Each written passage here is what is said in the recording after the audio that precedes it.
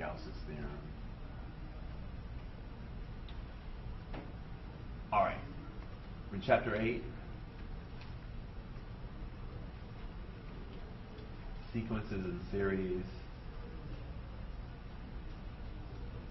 And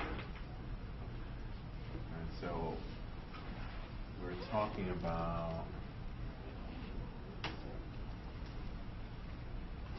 a sequence. So again, we said that a sequence, this should be review, a sequence was a function from the natural numbers to the real line. And so what does that mean? That means in English, that means a list. I should say a countable list, but that's redundant. So it's a list. It's an infinite list.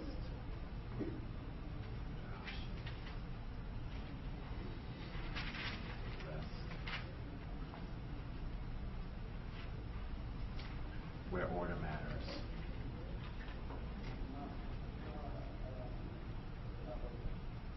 So if I say explain in words what a sequence is, it's an infinite list where order matters. Or you can say it in some other way that makes sense for you. Again, when I write on the test, write in words what a sequence means, again, explain it to someone off the street. You're walking down the street. You got to pull them aside and tell them what a sequence means, and they have to understand it. Okay? And so we were saying examples, typical examples. For instance, a sub n equals -1 to the n times 2n plus 3, right?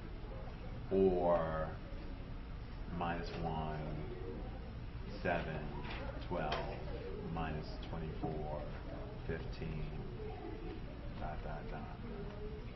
Who knows what that second one is? Okay.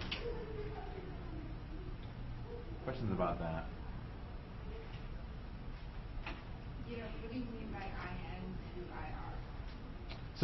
So this terminology here, this is, thank you for your question, this is the notation for the natural numbers.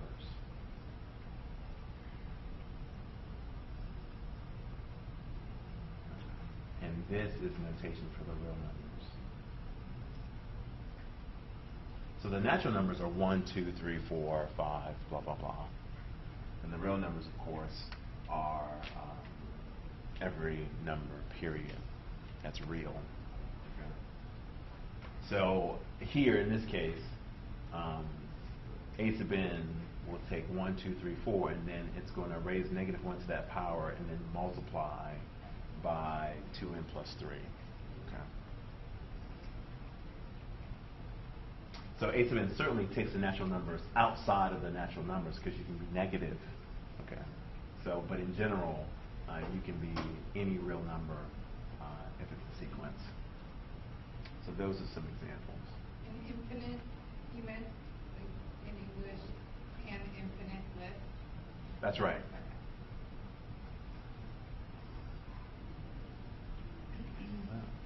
Hope all this fits into your intuition.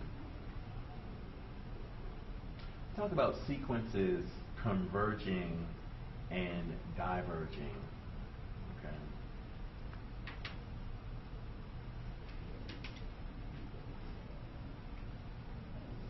Are we ready?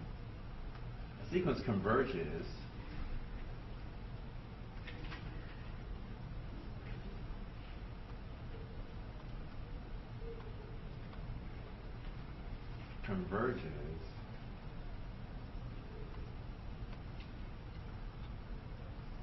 and we'll call it a sequence a sub n.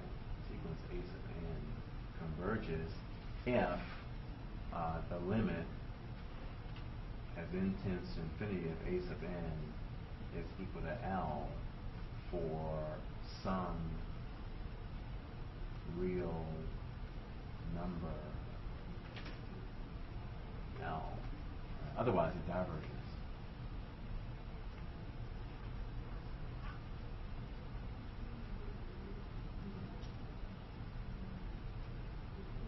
A sub n diverges.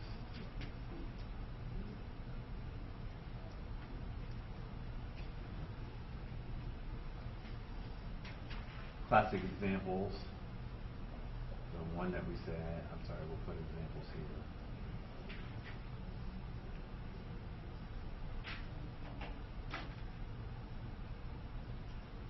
We know that the limit as n tends to infinity of 1 over n, flat out, nothing. The sequence 2n plus 7 over 7n plus 12, that tends to 2 over 7. And we know that the sign of n diverges.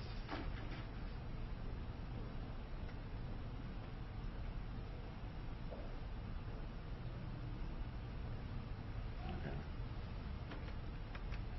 Now, of course, we're in tune with the first two, right? In order to prove that, Weierstrass, again, created the great skeptic.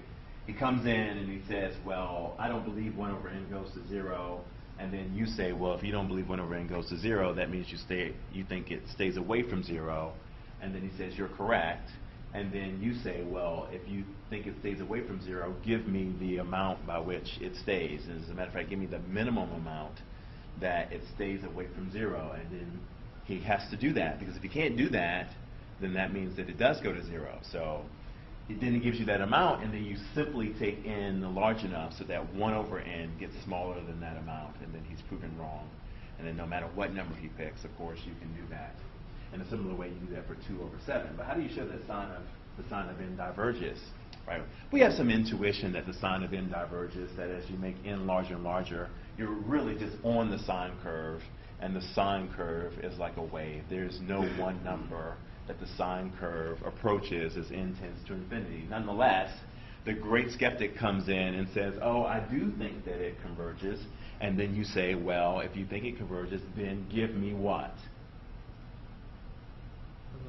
Give me the number it converges to. And then he gives you L, right? And you say, well, I don't think it's going to converge to L, and here's why. And then you simply take n large enough, and then you'll find that if it's supposed to get closer and closer to L, then for every epsilon greater than 0, right, I should be able to make the sign of n get closer and closer to L, and you'll easily arrive at a contradiction because of the nature of the sign of n. Okay. And so that the sign of n does not approach any one number at all, so that the sign of n diverges. And it's because the sign of x diverges as x tends to infinity. Questions about any of those examples? Okay. In English, of course, we know what this means, but we'll write it. So in English, right, a sub n converges to L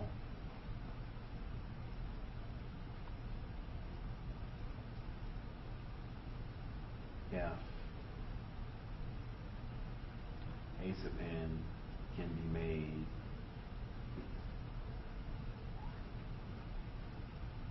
as close to L as we desire, simply by making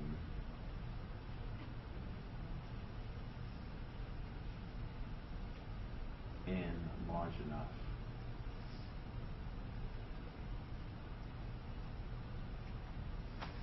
That's all we need.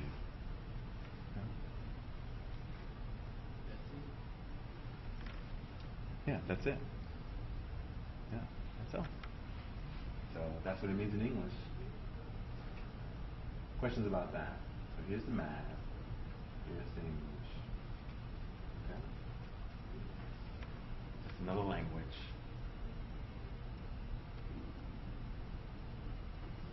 Questions about this so far?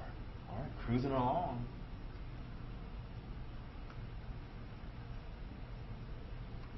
We talked about a hierarchy, right? So here's the hierarchy.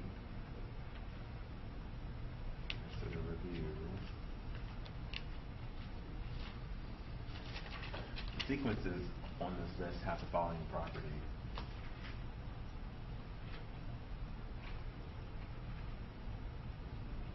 Have the property that if a sub n is above b sub n, then the limit as n tends to infinity of a sub n over b sub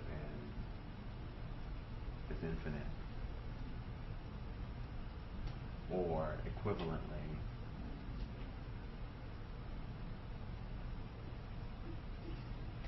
the limit as n tends to infinity of b sub n over a sub n is nothing. We said these last time. The highest one we'll deal with is n to the n, and then it's n factorial, and then it's e to the n, 2 to the n, 10 to the n. Then polynomials, n squared, and you got some square root of n there, and n to the 100th. And then the sequence that increases the slowest is the natural log.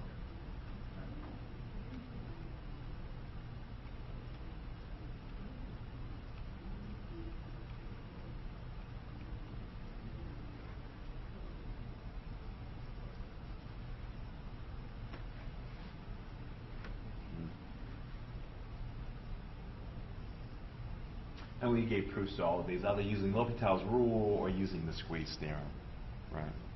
So again, review for us.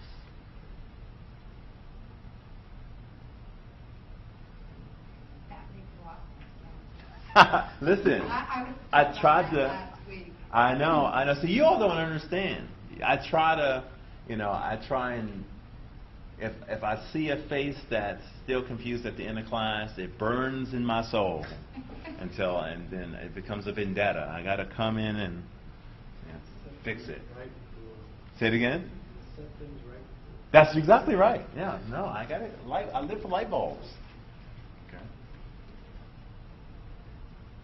Questions about this? All right.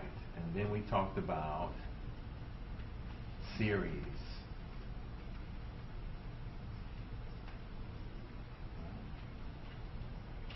So we said let a sub k be a sequence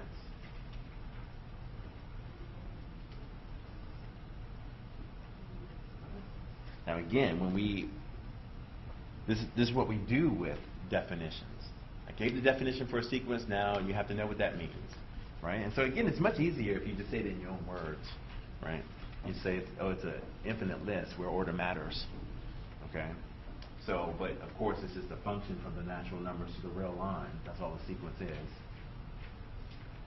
And now, I want to do the following. We want to find the conditions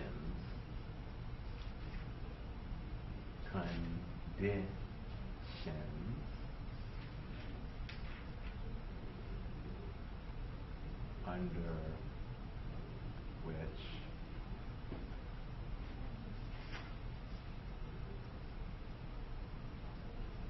we can add up all of the terms in the sequence.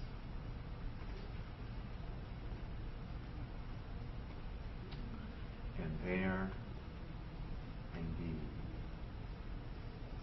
is the whole, no, almost, there is the whole point of chapter 8.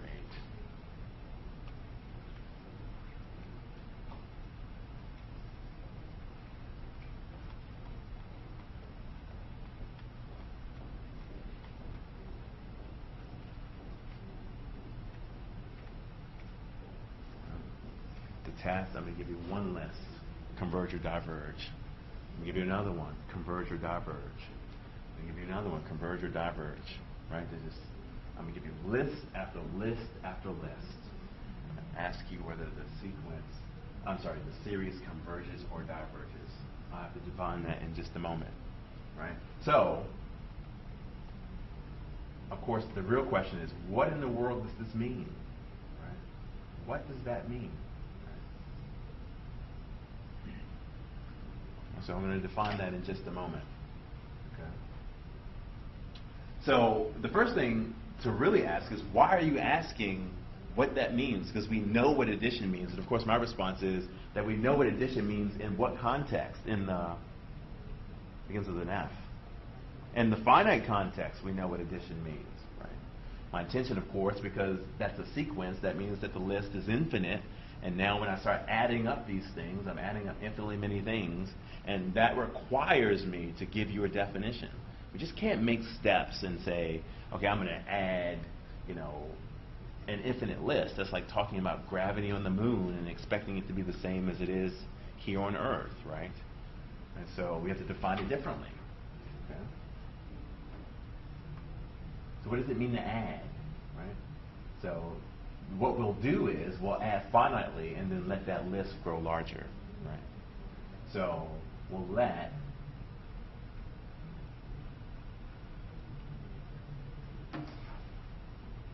S of n equal the sum k equals 0 to n of a sub k.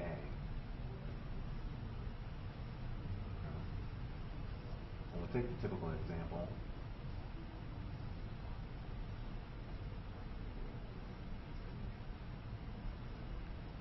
We'll let a sub k equal 1 over 2 to the k power. And we'll let s of n equal the sum k equals, let's start at 1. K equals 1 to n of 1 over 2 to the k. We'll do the first couple. Let's go ahead and let Maple do it for us.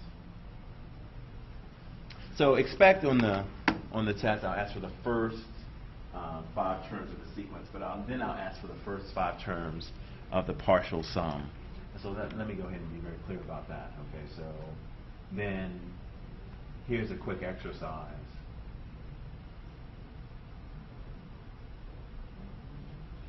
I think I asked you to do this on the homework too. Write out S of 1, S of 2, S of 3, S of 4, and S of 5.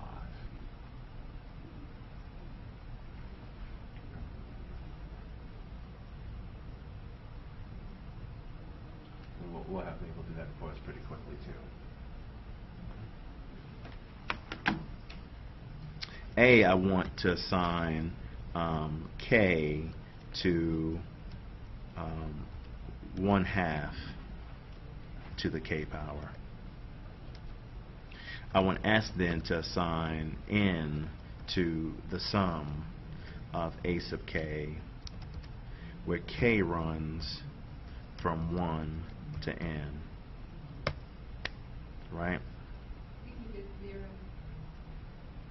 I wanted to do 1 because it comes out to be extra pretty. Oh, no worries. And then I want to, just like you said, I want to do S of 1. Right, what is it? 1/2. Right? What does that mean? All that means, of course, is that let's write it very clearly. S of 1. Let's put it in black for uniformity. S of 1 is equal to, very simply, the sum K equals 1 to 1 of 1/2 to the K, and that is one term, and that term is 1 over 2. S of 2 is the sum of the first 2 terms, and you can see why the notation's pretty good, right? And so now up to 5 is a tedious exercise, so I probably won't give that many because you get the gist of it after the first 3, okay? And that'll be nice. Let's just make it clear. It's 1/2 plus 1/2 to the second. 1/2 to the first plus 1/2 to the second. And that's the 3. That's the sum.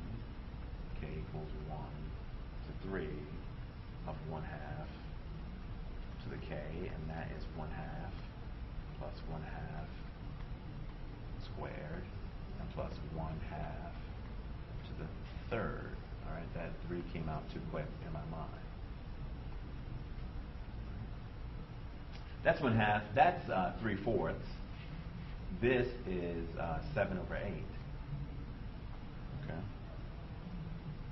The question, of course, is now here I am adding up the terms, and so my real question is, what's going to happen? Can I add up all of them? Right. That's equivalent, or at least the way we're going to define adding up all of them is to say, are these numbers getting closer and closer to some number? Right? That's the question.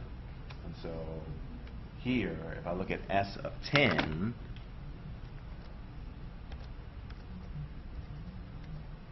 (1,023) over 1,024.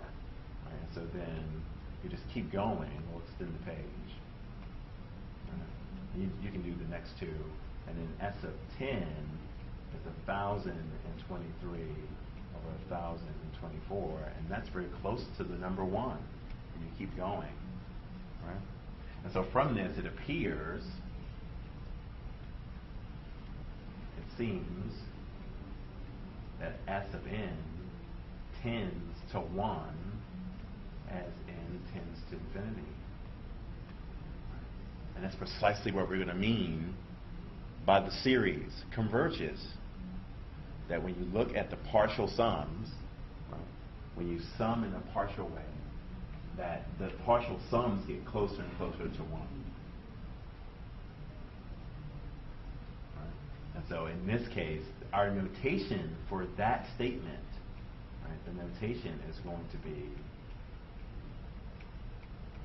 that the sum, k equals 1 to infinity of 1 over 2 to the k is equal to 1. That's our notation for it. So putting that infinity there means that we have taken a limit.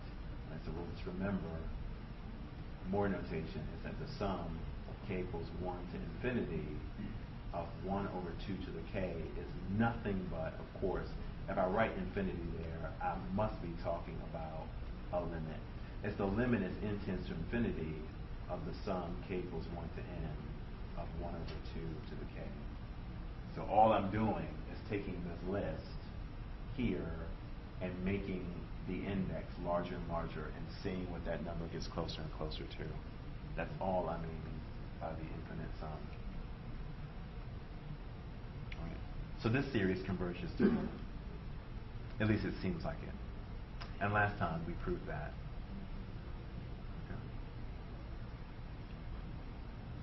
Okay. Questions about that? Okay. Fit into intuition, I hope. Again, the 3 dots crucial. Right? If I ever stop adding, I'll never get 1. Never, never, never. Okay? So 3 dots have to go on. Okay, so we know what it means. We know that when we're adding up these terms, every single term matters. The trillionth term, the quadrillionth term, they all matter in getting 1. Right? You need every single term to get 1. Okay?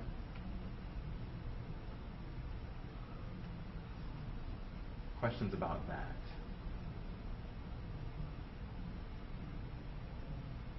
So that is what we mean by a series converging or diverging. Maybe I'll make that a definition. Right? So, definition.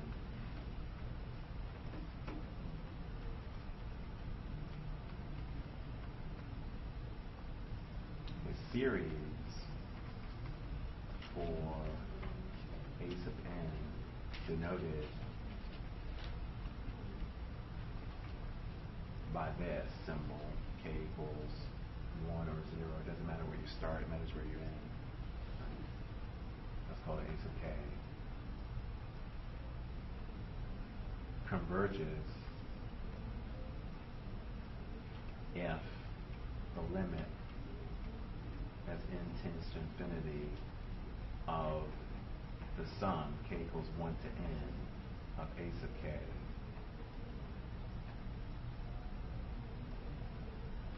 exists as a real number.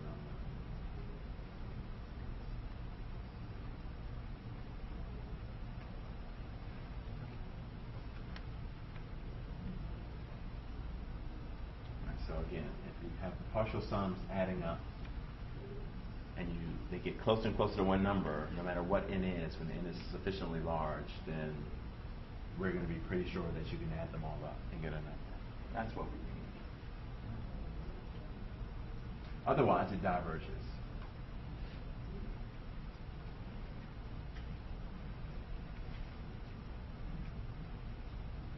The sum k equals 1 to infinity of a sub k diverges.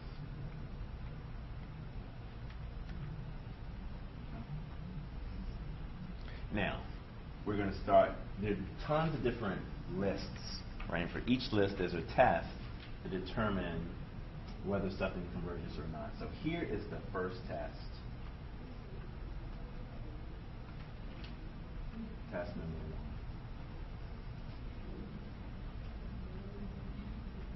1. For convergence or divergence.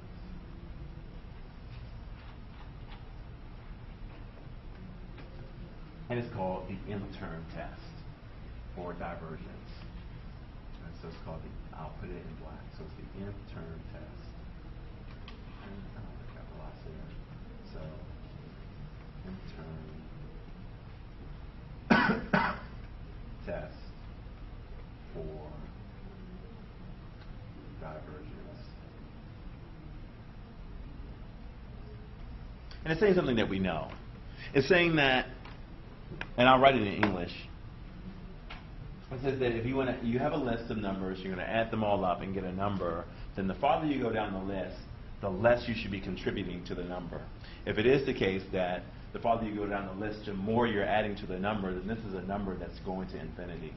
If the more you go down the list, the more the numbers remain the same, then you just keep on adding the same number, and that's infinite, right? So the only way this can work is if you add up all the numbers, right, and you go all the way down the list, and the numbers contribute less and less and less. That means that the numbers have to be going to 0, right? So a requirement for convergence, right, if a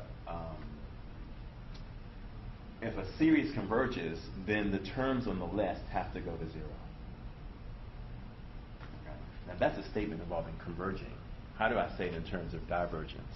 Right? Can it converge on a different number other than 0? So say it again. Can it converge on another number other than 0? Can what converge? So there are two things. There's the list, and then there's the sum of the list. So what are you asking to converge?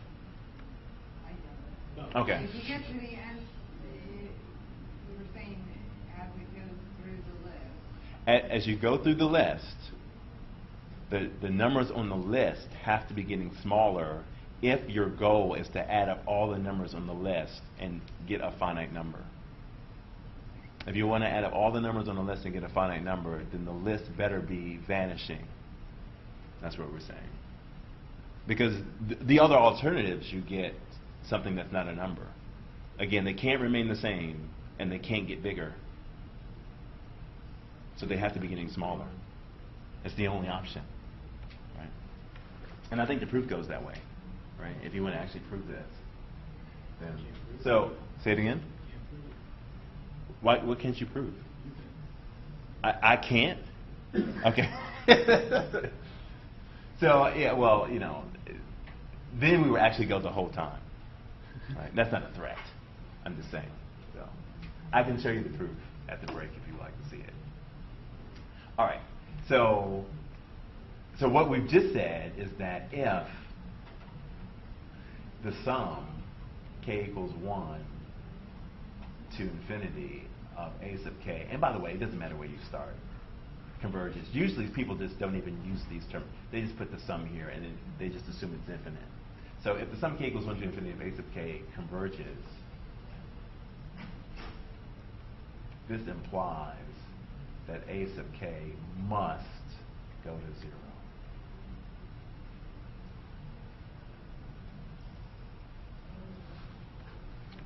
Oh, so in English,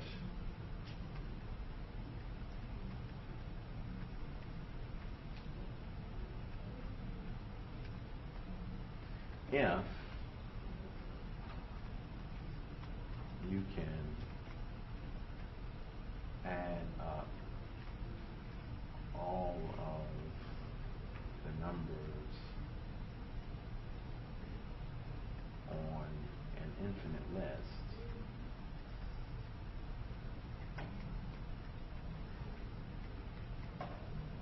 then the numbers on that list must be getting minuscule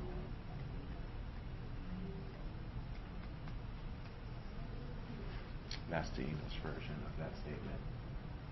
It's a different language.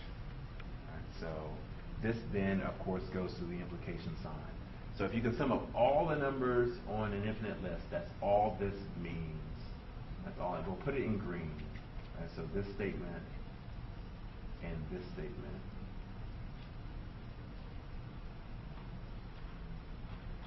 are translations. That's a translation of that. And then what have we left out? Blue, and then A's of K, blue's a bad color, but that's okay. Then numbers on the list must be getting minuscule. It's translating. Now, this is a statement about convergence, and I call this the test for divergence, okay? So I'm going to restate this in a way that talks about something diverging. How do I do that? We employ just a little logic. I've just written a statement, and it's P implies Q, right? So P implies Q. That's, of course, equivalent to what?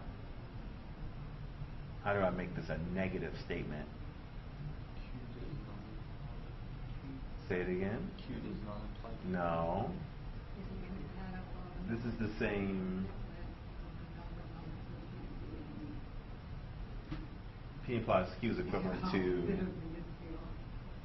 Right, that's right. That's right. Something like that. Q is result of P. Say it again. Q is result of P.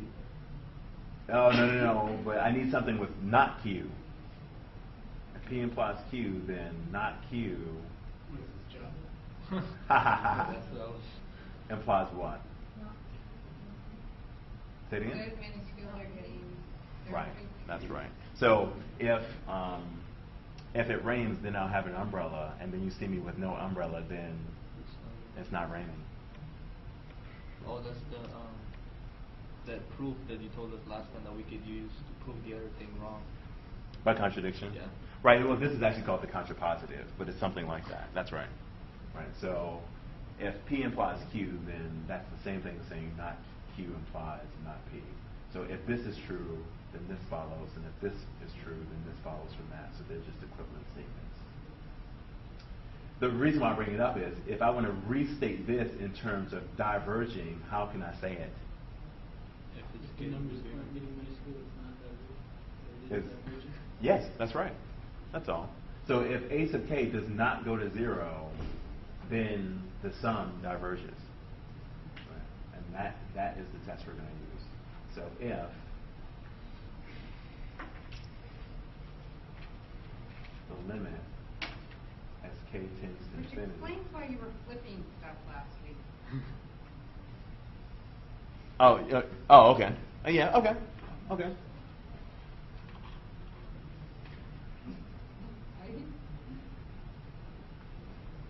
Then the sum of A sub k. Are we reviewing it now? Say it again. Are we reviewing it? Is this review? This is I think I mentioned this last time. Not Not in the same words.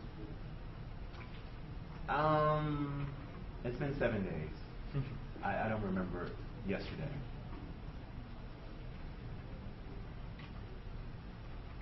So this is the test that we're going to use. We'll go ahead with that. So again, if I say explain in words the nth term test, all right, then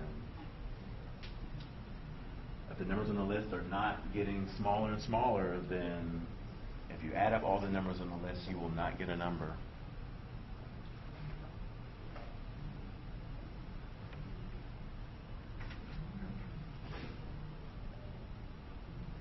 Questions about that? So, examples. Very simple.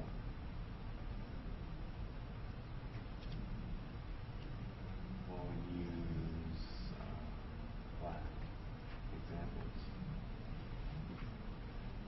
So automatically, ridiculous things like this, right?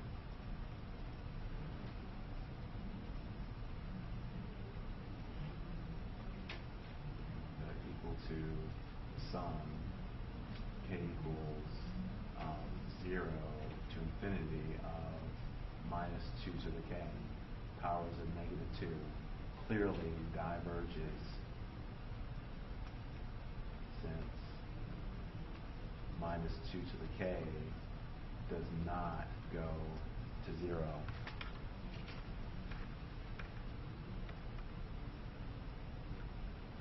So whenever you see, so the bottom line is what this is implied. This implies that whenever you see a list of numbers, right, and you want to add them up, in other words, whenever you see a series and you want to know whether it converges or not, the first question you should ask is, wait, does that go to 0? Does the list actually go to 0? If it doesn't, the whole thing diverges immediately. There's nothing left to talk about. So it's the requirement, so it should be the first thing you test. Okay? That's why I put it first.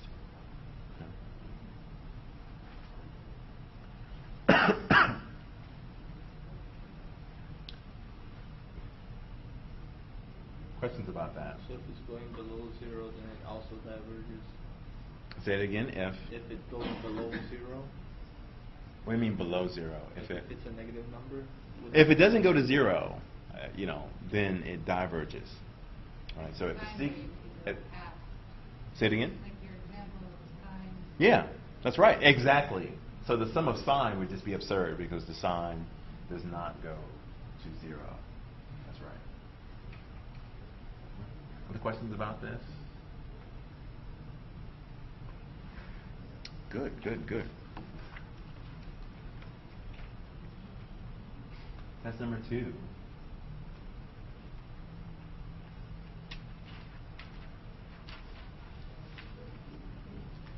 This is the geometric series test. We talked about this last time, right?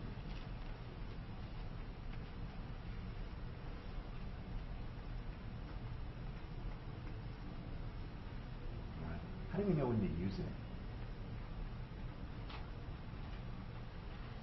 And there isn't a clear difference between the numbers and the list.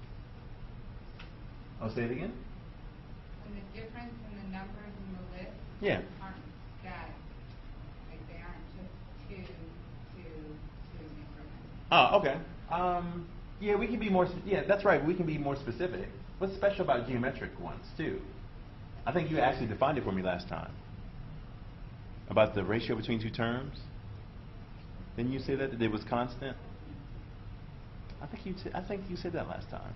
Yeah, probably. Yeah, yeah. If you take what, A of 1 over 1 minus the ratio of the first two. That's right, and that's the right. A of 1 over right. That's right. That's right. Or you just take the ratio of two consecutive terms, and you get a number, right? So each term is just a fraction of the other one. So the classic example is 1 over 2 to the n, right? So 1/2, 1, comma 1/2, comma 1/4, comma 1/8, right? The ratio of two consecutive terms is just 1/2. Okay, that's what makes it geometric. Another way of saying it is that if you come across just powers of one number, right? These are all just powers of 1/2, right? So if you have powers of 1/3, powers of 1/7, powers of 4/15, right? Then that's also geometric. So how do we know when to use it? It's when you have powers of a constant. If you're adding powers of a constant.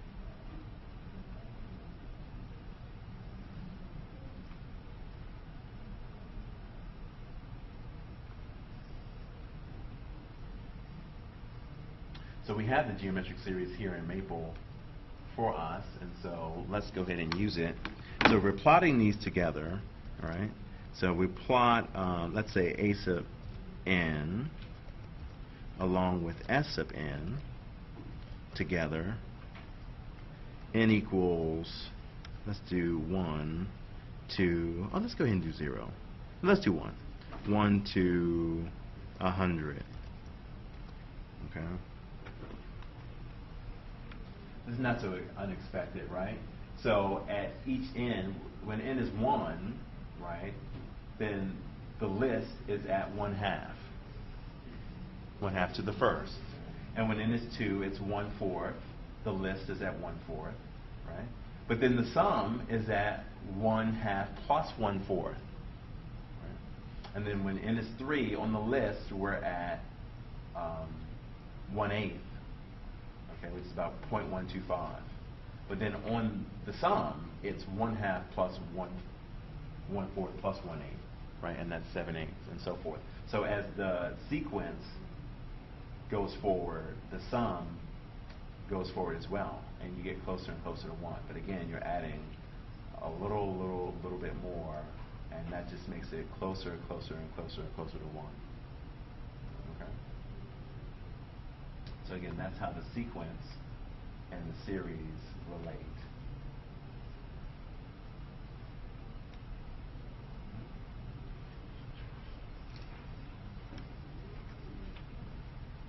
So I'll make that clear. So this is the sum. K equals 1 to n of 1/2 to k here.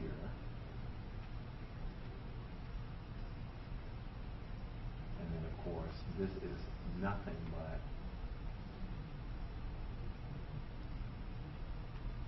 just 1/2 to the end. That's all it is. Okay?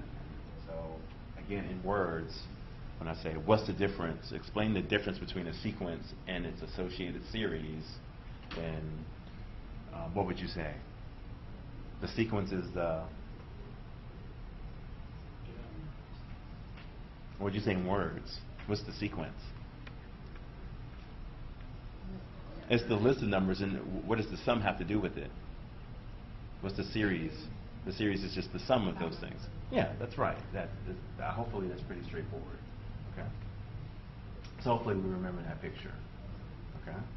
But here's the theorem. We said it before that the sum k equals 0 to infinity of r to the k is equal to 1 over 1 minus r, as long as the absolute value of r is less than 1. Otherwise, it diverges.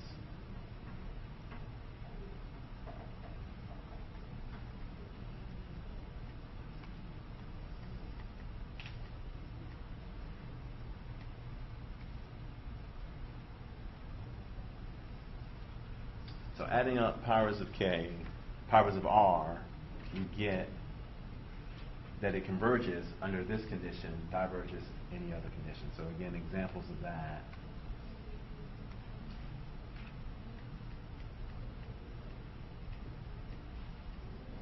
You said, of course, the sum 2/7 to the k equals 0 to infinity, versus the sum k equals 2 to infinity of 3 to the k.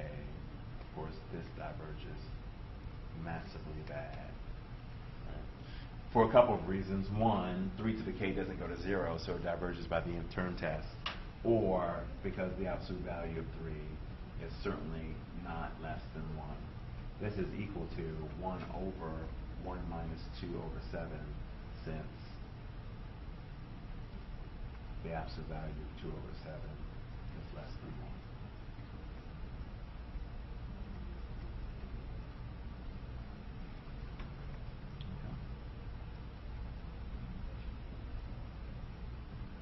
get 7 over 5? Thank you for your question. Common denominator is 7. 7 over 7 minus 2 over 7. 5 over 7. Flip it.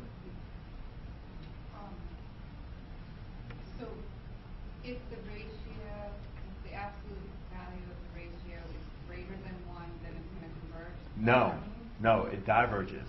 So when you add up powers of a constant r, you get this number, so that means it converges as long when that number is less than 1, and any other situation it diverges.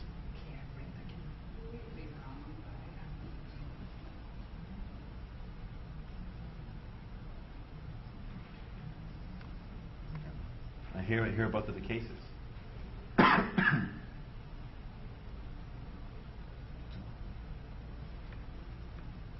Questions about that? We'll do a bunch of these in terms of the twisted ways that I could ask you how to, calculate these sums. But I'll take any questions about what's written on the slide at the moment.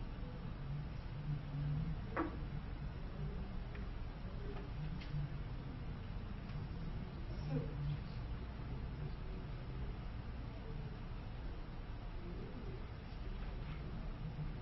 the one where it diverges,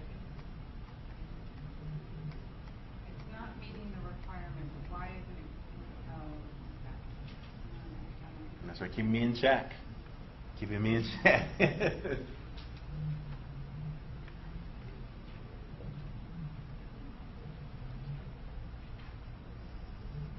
So if it's a 1, then will it converge? 1 is not less than 1 in absolute value. And if you put in 1 in for r, then 1 to the k is 1. And so we're talking about, I'm not even going to add them. 1 does not go to 0, it goes to infinity. It just doesn't. Right? So in order for it to converge, I need the thing there to go to 0.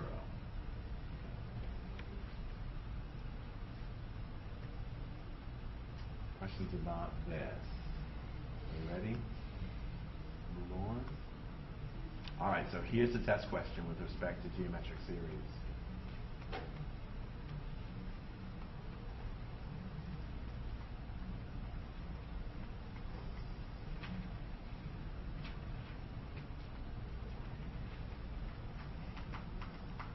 Now, I'm definitely going to do this in the final, but also I don't even have a choice but to do it on the next test. And I'm going to put up all the lists, and I'm not going to tell you which test to use. And that's what I'm testing you on, okay? So, but here's an indication. That's why I talked about when you should know which one to use, at least for geometric series, okay? So part A, I'm just going to see again whether you're breathing the sum k equals 0 to infinity. This is just a question to see, do you know the formula? The sum 3 over 19 to the k. Absolutely. Sum k equals 0 to infinity of, say it again? Are you, oh, okay. Of pi over e to the k. C, the sum, k equals 1 to infinity of 2, let's do this, of, let's say, 3 over 4 to the k. I don't know why I'm loving 3 today.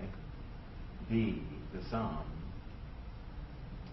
k equals 0 to infinity of 4 to the n, 4 to the k plus 2 over 7 to the k plus 1.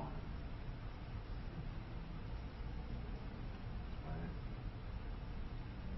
So either I'm going to play with, there's not a lot that I can do here, right, in terms of bastardizing the formula, right? I'll write the formula again here. The formula, I'll put it in green, is to recall that the sum, k equals 0 to infinity of r to the k, is 1 over 1 minus r, as long as the absolute value of r is less than 1. And so there's the formula, and I can't do a lot to it except for play with the index or play with the number here. Okay? And so that is what I've tried to do. So for those that's what we have to do, is just put it into that 1/1. Yeah, you need to make the form right. So the first two, you flat out just use the formula if you can, right? So that this one is simply indeed, as my man was saying, 1/1 minus 3/19. And that's the game. And it's because 3/19 is less than 1 in absolute value, and therefore it allows you to use the formula. For the second one, can you think of pi and e as numbers? I would hope so. Okay. That's how I did it. That's right. So pi is bigger than e, and the game's over, right? So pi over e is bigger than 1 in absolute value. This diverges. If I start looking at powers of pi over e, as k gets larger, that thing certainly does not go to 0. Okay. So we are answering the doesn't converge diverge. Yeah, that is the only question basically on the test. I may ask, obviously I'm going to ask about the fundamental theorem of calculus and the integral, but other than that, I may ask you, to write in words what some things mean, but then, most of it is determine whether the following converge or diverge. So.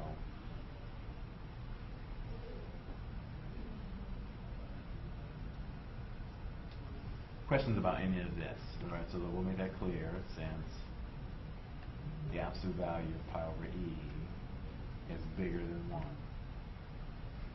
Okay. This one, so C, let's get some space for it. So for C, we're not starting at 1, and I think we did this last time. So we're not starting at 1, then we add up all of them and then subtract off the first term, right? That's bad terminology only because the first term is what happens when you plug in 0. So it's like the 0th term, right? So for C, we'll put it in a different color. For C, we're saying that the sum k equals 1 to infinity of 3/4 to the k is equal to, well, it's all of them. And the reason why I wrote this was because we know what this is, right? And then I need to subtract off the very first one.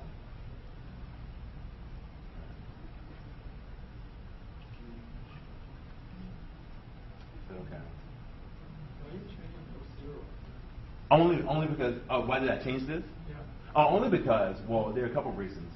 But here, sometimes the index may start at 1. Maybe you'll want to know what the sum is. Now remember, my classic example is powers of 1/2, and I started off at 1, right? I said, what is 1/2 plus 1/4 plus 1/8? I didn't start at 0 for that one. Sometimes you don't want to start at 0. But you can still figure out what the sum is by making it start at 0 and paying the price by subtracting off whatever you need to subtract off. This is 1/1 minus 3/4 minus 1. Right? And that is, thank you, sir, 4 minus 1, which is 3. Okay. Okay. So, of course, I'm going to have you starting at 3 or something. So you just subtract off the first 3 terms. Right? This is not some difficult thing, I hope. Questions about this? How is it -1? Oh, I'm sorry. Let me answer very quickly. Converges to 3 for sure. You add up the terms, it converges to 3. Thank you. Which Go. is -1? -1. So this one here, right? So if I'm adding up all the terms from 1 to infinity, that's the same thing as adding up starting at 0 and then minus the 0th term. So this and this are related because I've added one more term to this one. This one starts at 1, this one starts at 0, right? Is that okay? Yeah. So the second one would be to the first power, if you had a second term? Of course. Okay, so it would be minus 3 to 3, the 4, first, to the second. first. To the To the first. first. That's right. And the third one would be to the second. That's right. Okay. Yeah. Okay. Yeah. All right. So I mean, again, these are classic ways to just mess with this series. Okay. Questions about C. All right. And then D. If I don't want to give you the series in the nicest of ways, right? So 0 to infinity, and then I've got 4 to the k plus 1. I'm sorry, k plus 2 over 7 to the k plus 1. right? This is not in the form we like, but we just make it that way. Right? We just do whatever it needs to take, do whatever it takes to make it that way. I need that. These others are constants, right? Yeah, they're constants. I need to write them, of course, right? But right now, I want that. I want everything raised to the k power. Right now, what I have written is Four illegal, sevens. right? So, right, it's 4 to the what power? To the second over 7 to the first, right? Now that's legal. Right? But who cares about that constant? We just pull it out. Okay. So this is equal to 16 over 7 times something that works out just fine, right? So it's 4 over 7 to the k power. And that's not a problem at all. Okay.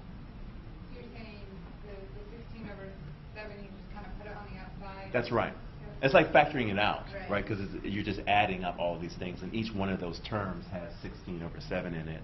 You can factor it out. Now, of course, you have to say to yourself, well, I mean, you can factor out things, well, finite sums. How do I know you can do that for infinite sums? And of course, my response is, well, I'm not really factoring it. I'm factoring out of a sum, but I'm also factoring it out of a limit, right? And we know that we can pull stuff out of the limit because all this sum is just a limit. So I'm pulling it out of a sum, and I'm pulling it out of a limit, and that's perfectly okay and legal. 16 over 7 times 1 over 1 minus 4 over 7. And simple pop, you like to, I really don't care. And of course, this is true because 4 over 7 is less than 1 in absolute value. Questions about how I can play with these? I may combine these two into one series. That shouldn't be intimidating. Just one ethically hard to test question. I hope not. That will not be my intention. Oh, So. because you would get the C coming from D, right? Yeah. So if I just all of a sudden put a 1 here instead of a 0, that's what I would ask. It wouldn't start at 0; it would start at 1. So you subtract off the first term and then you do this. Right. Okay. All right. Questions about geometric series? Let's put this one. Let's put it here. I think that's a good place to put it. We'll see. All right. Test 2. This is number 3. Test number 3. It's called the integral test.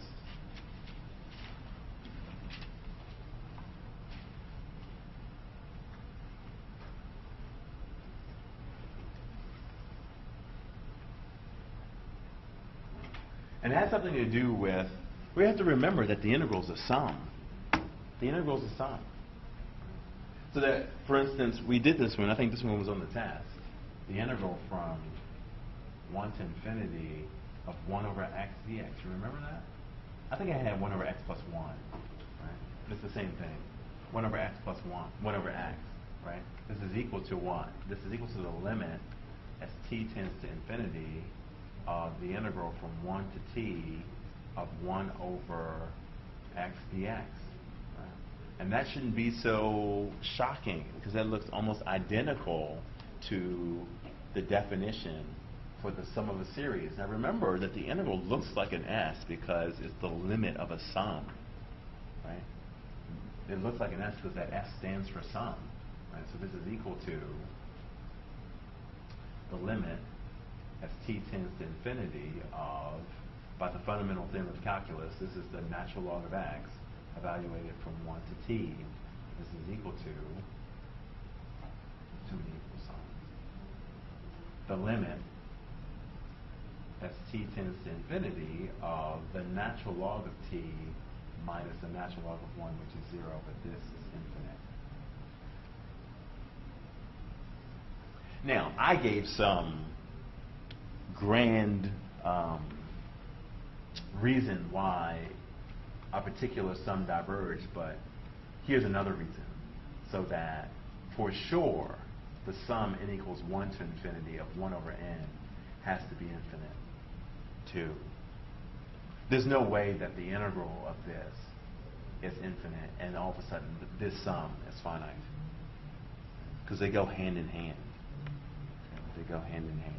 That's the integral test. The integral test says that if you have a series and it satisfies certain properties, namely that it's decreasing and going to 0, and then I look at the integral associated with it, and I can show that the integral diverges, then the series has to diverge too. They have to do the same thing. I'll state the integral test in just a moment, and I'll write it in English, right? But what it says in English is that the series and the sum, the series and the integral have to do the same thing, right? Only because the integral is just a sum, right? It's the limit of a sum, okay? Right, so I'm going to put that implies, this seems to imply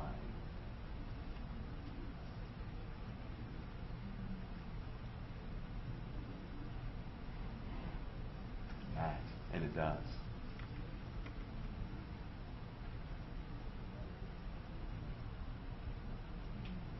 So that's the integral test.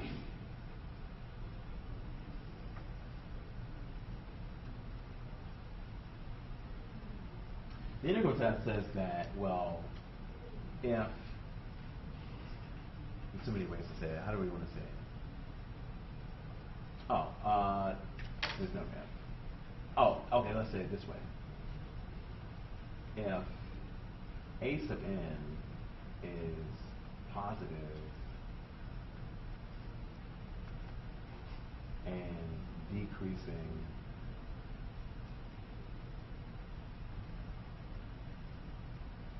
to 0, and I'll put eventually,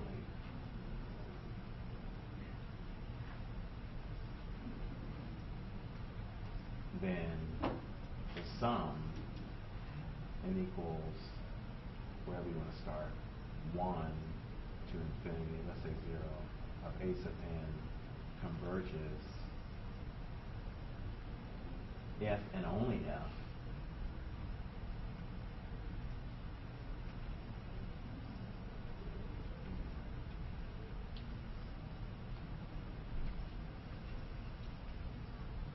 the corresponding integral converges.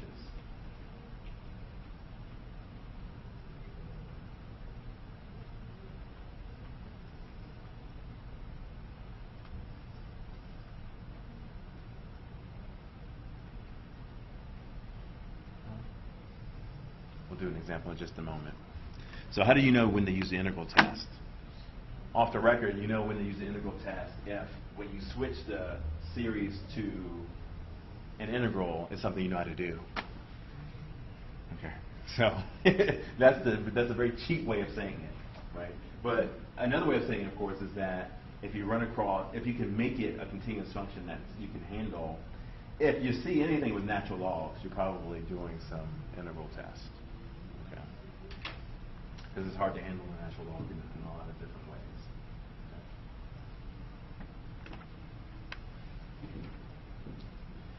Let's do an example. I have this ready. Oh, wait.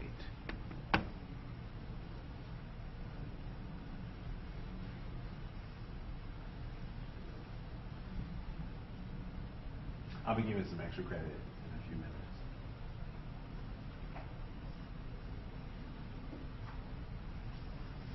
It should be right before we break.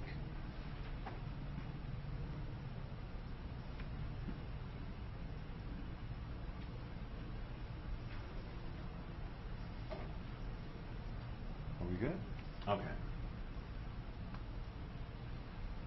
The sum n equals 0 to infinity n e to the negative n.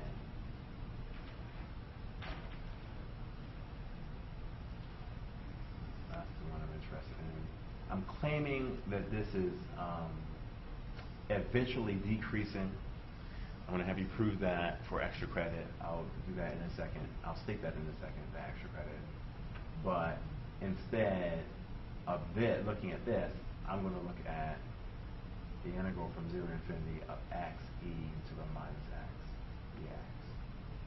I want to show that that converges. And if that converges, then the previous one converges. All right, now, I haven't said, again, you're not supposed to believe me with the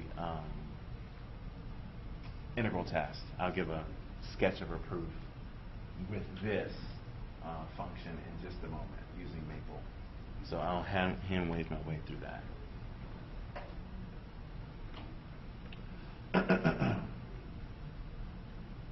How do we do this? This is equal to the limit as t tends to infinity of the integral from 0 to t of x e to the minus x dx. And now we would like to use the fundamental theorem of calculus. That requires that we find an antiderivative. How do you find the antiderivative of this? By parts. Yes, I've been an asshole, I know. So now you do this by parts. This is as bad as it gets, okay? Obviously, if you're doing it by parts, it's as bad as it gets. Okay. So then I need to find an antiderivative of this by parts. U is equal to, we'll make mention of that. And so by parts. I feel like we get coerced into doing What? Closer to doing what? like work that's around.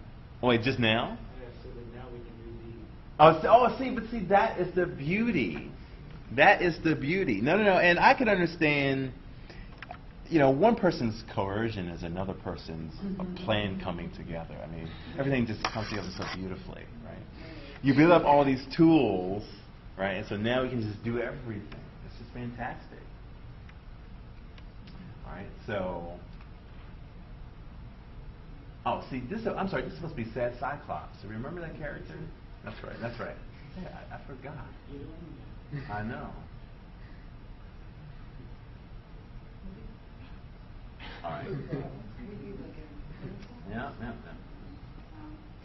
All right, so u is equal to x. dv is equal to e to the minus x. And now we just have to be careful with all these minus signs. Okay, du is dx. V is negative e to the minus x. And so now the antiderivative is uv minus the integral v du minus x e to the minus x minus the integral of v plus e to the minus x du is dx. And so this is equal to minus x e to the minus x minus e to the minus x. Wait till we subtract. Right? So that's what happens when you integrate by parts. But that's the antiderivative. We're ready to roll now. Oh, that's exactly right. That t is going to cancel. Right? And so here, we're replacing that right there. So this is equal to, putting it back in red, the limit. And I want to do something like this. So now that we've done this is equal to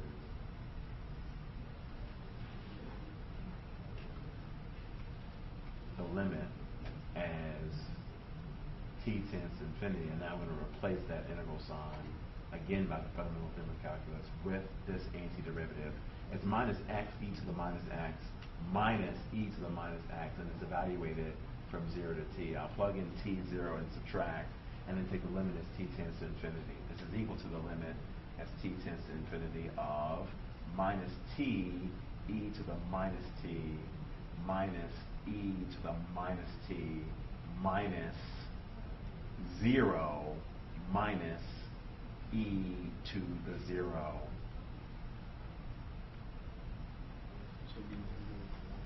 Should be 1. No, plus 1. Now you know the answer cannot be negative here. X e to the negative x. Everything's positive, so plus 1 is the answer. We do have to give some reasons for why everything else vanishes, though.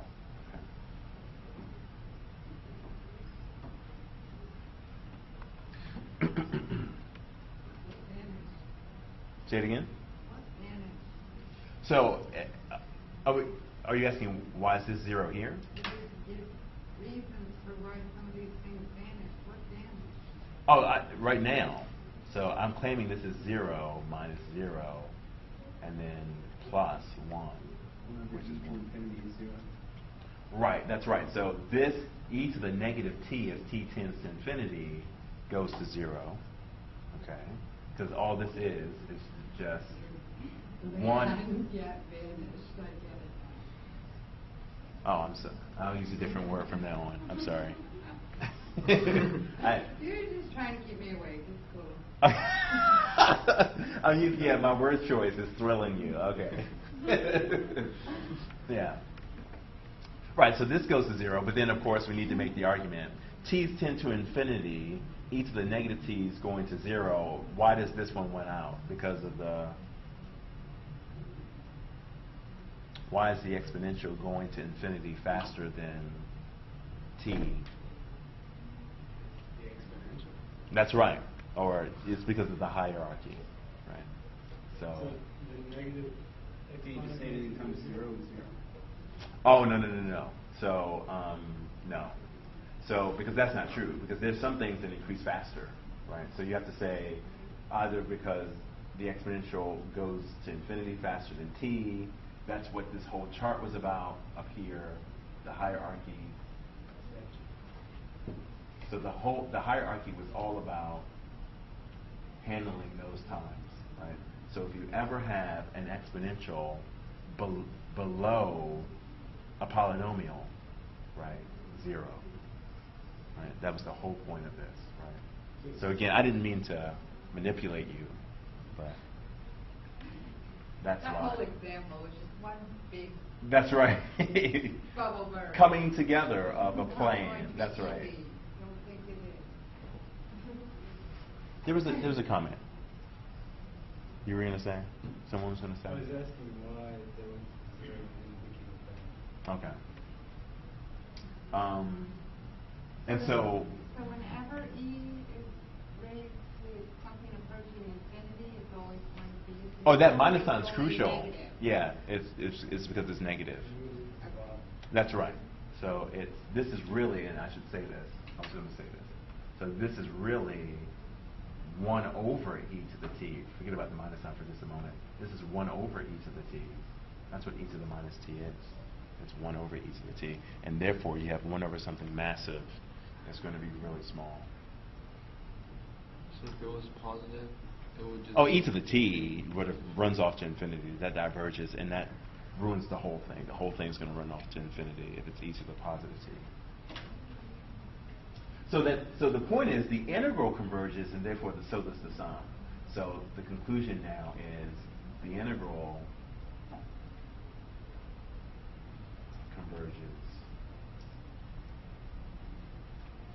and of course that implies that the sum n equals 0 to infinity of n e to the minus n converges. Okay. I'm sorry, that's by the integral test. By the integral test. All right, so when I say on the exam, do the following series converge or diverge, you have to tell me why. So that means you have to tell me by which test. All right, so, and you have to do an explanation like this. Okay. Now let me get to the extra credit. Oh, I guess you're still writing this. So the extra credit now, in order to use the integral test, you need the sequence to be decreasing, and of course you need it to be decreasing to 0. Now, and that doesn't have to be true for every term. You just need it to be decreasing eventually, right? Because again, it doesn't matter what happens in the beginning, it matters what happens at the end. Okay, so as long as you have it decreasing eventually, the integral test is a statement that works just fine. Now, I didn't spend any time trying to convince you that x e to the minus x actually does decrease. I am going to leave that to you for extra credit. Let's get the picture. So plot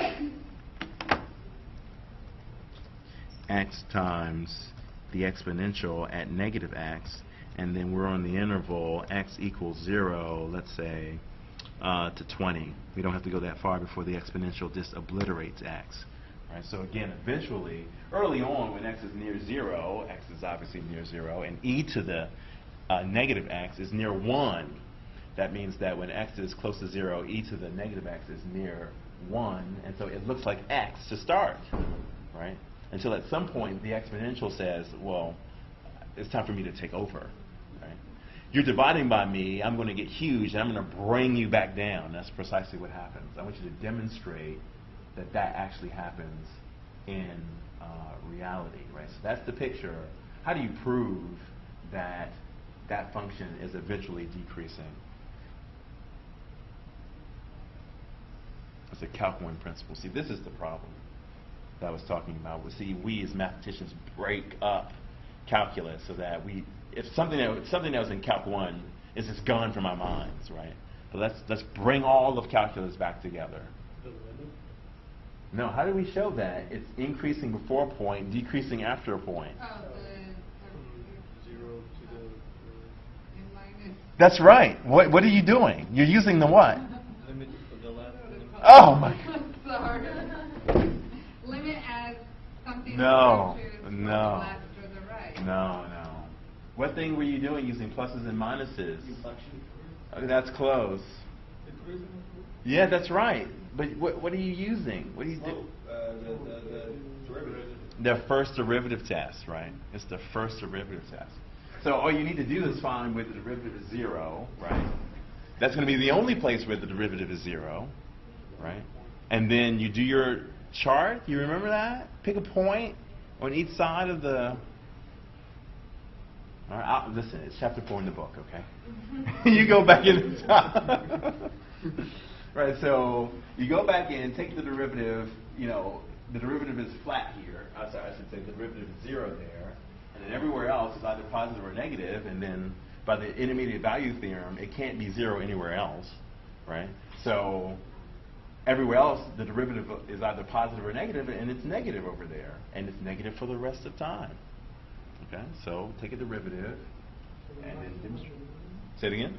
maximum and minimum? Absolutely. You're simply showing that that's the maximum. Now, why is that the maximum on the whole real line? Because there's only one what? 0.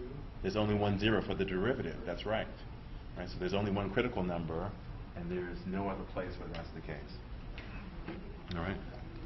So here's the extra credit. That's clear enough in the slide. Say it again. Just trying to recall all of that. That's right. Well, that's why it's We're extra doing credit. it, but the actual details of it are not quite there. Yeah, that's why it's extra credit. That's our fault. That's our fault. We made it seem like it was something completely different so long ago. Extra credit. In order to really fill this problem, you have to demonstrate that this function is decreasing eventually. Show that f of x equal to x e to the minus x eventually decreases. And I actually want to know what number that is.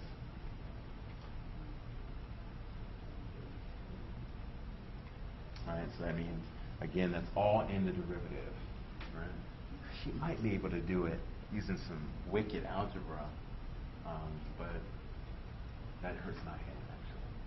Right, so just use the calculus, take a derivative, find the critical number, and then once you show that that's the only one, you can remark that that is the absolute maximum on the whole real line. And if that's the absolute maximum on the whole real line, then afterwards you're going down the rest of the way. And that's the end of the game. So you want us to show you that maximum, absolute maximum? Yeah, I'm giving you the fact that if there's only one critical number, it's either the absolute maximum or the absolute minimum. And I'm also giving you the fact that it's the maximum and not the minimum. This has no minimum. The minimum is actually 0, right? So, but yeah, and then once you do that, then you can make some arguments. So, even or odd.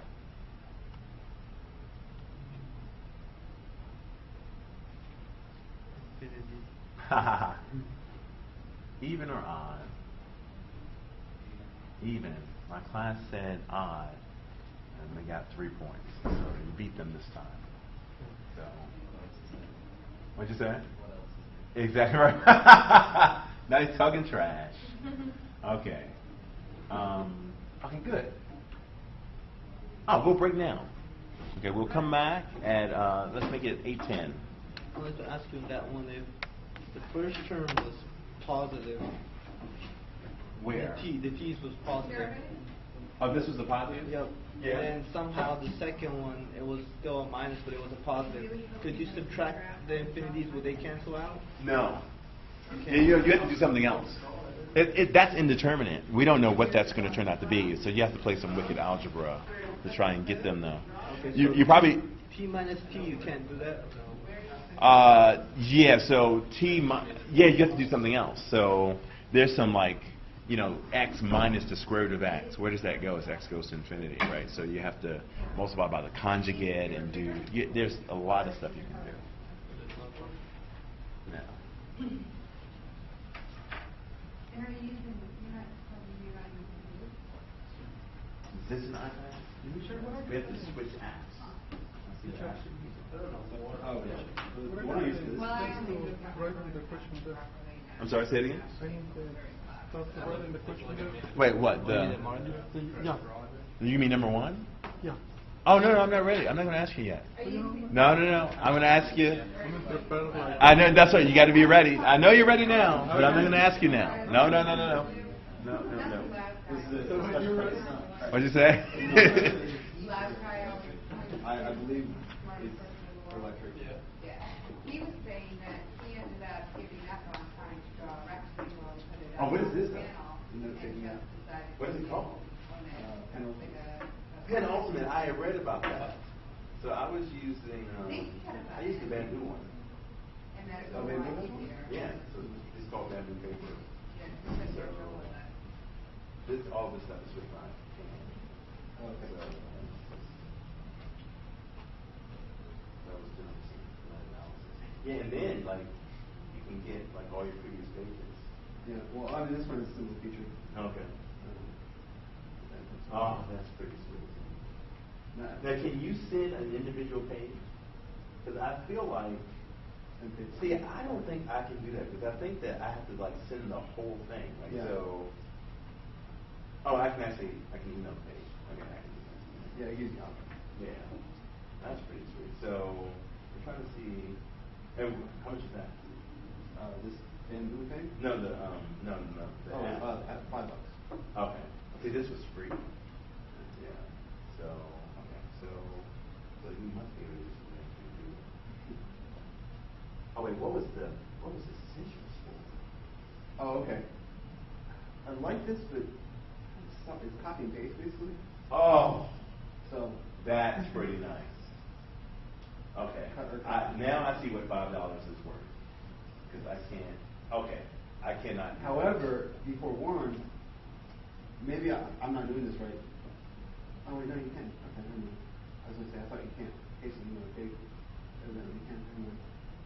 Yeah. And what's really cool about this, I really like what we do with the eraser. I mean, it seems like such a minor detail, but they don't give you the size for the eraser. It automatically adjusts based on how you're erasing. So say you want to go really small, Yeah.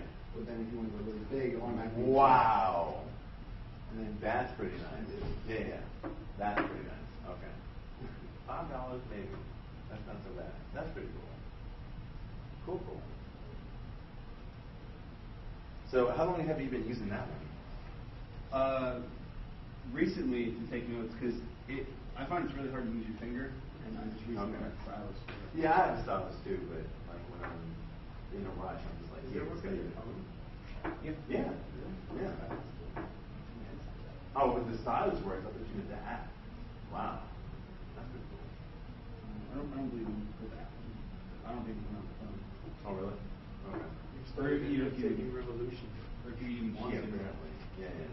And did you even get any of the Wolfram stuff? That's useful. I have one from Alpha.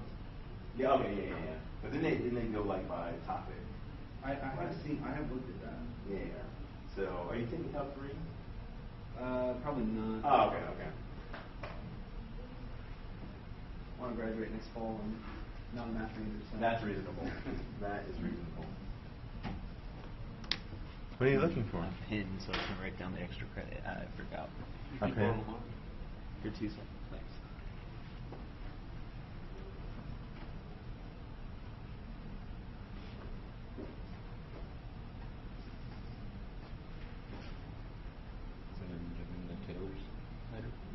Oh yeah. Oh, not today. Not today. Otherwise, the pastor would be over. So. Yeah, we haven't even talked about the ratio test yet. We'll have to talk about that first. Yeah.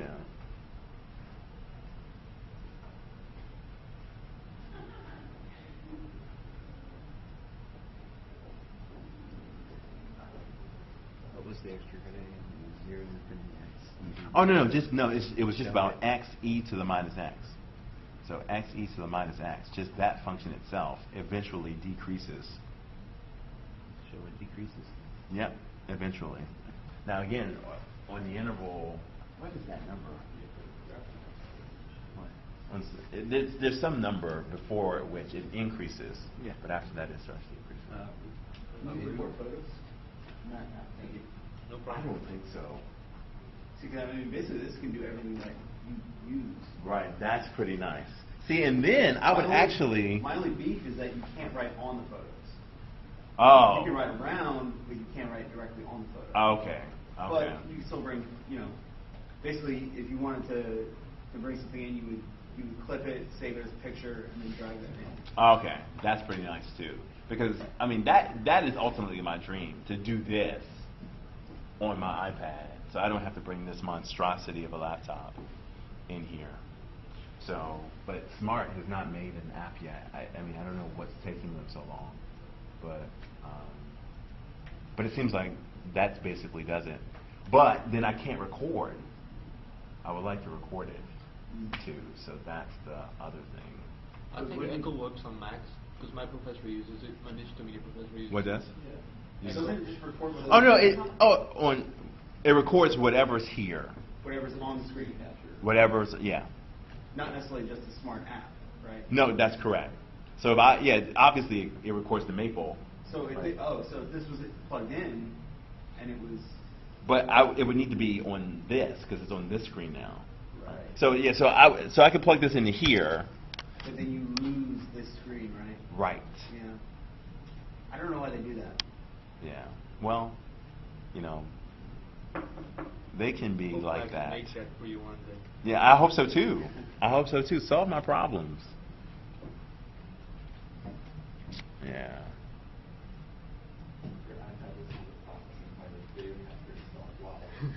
Yeah, exactly. Right. Oh no, I can do some recording. Oh no, I can do that, but I can't do it for an hour. Right. Right. Yeah. It's only a matter of time. It's only a matter of time. Yeah.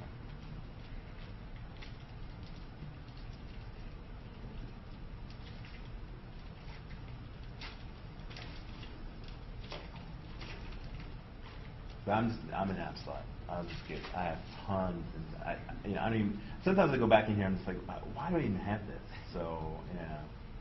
What generation is that? This is the iPad 2. Yeah. Oh, you were. Oh no, you weren't here for the story. Of oh my You God. had the first Well, one you to know. watch. Well, if you had the first one, I could put Siri on it. Oh no, not the. I had one before this one. It was also an iPad 2, and something tragic happened to it. Or I did something tragic to it. What'd you do? Alright.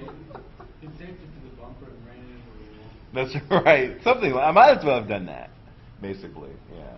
So the informal, I broke it, it's the first time thing. They say, at least for the iPhone, it's going away because now they offer $100, they call it Apple Care Plus, where Yeah. you get 2 or 3 freebies. Yeah. Oh, okay. You come in just shattered and say, Okay. you pay like $40 and they give you a new one. Okay. Oh, but so you paid the $100 up front for how long? I believe it's a year, and then you can Yeah. throw it against a wall. Right. You can, Right. They don't care how you did it. Well, it's funny that it took so long because this is a very straightforward math problem, and the Geek Squad for Best Buy had capitalized on that for some time. They had like a $20 a month type deal, I think. So, AT&T started offering it. or $20 a year or something. I'm sorry. And then AT&T started offering it for like $29 a month. Right. A month. Right. And they had like third-party insurance companies that did it. That Exactly. Your homeowner's insurance would cover it if you actually declared that you had it. Right.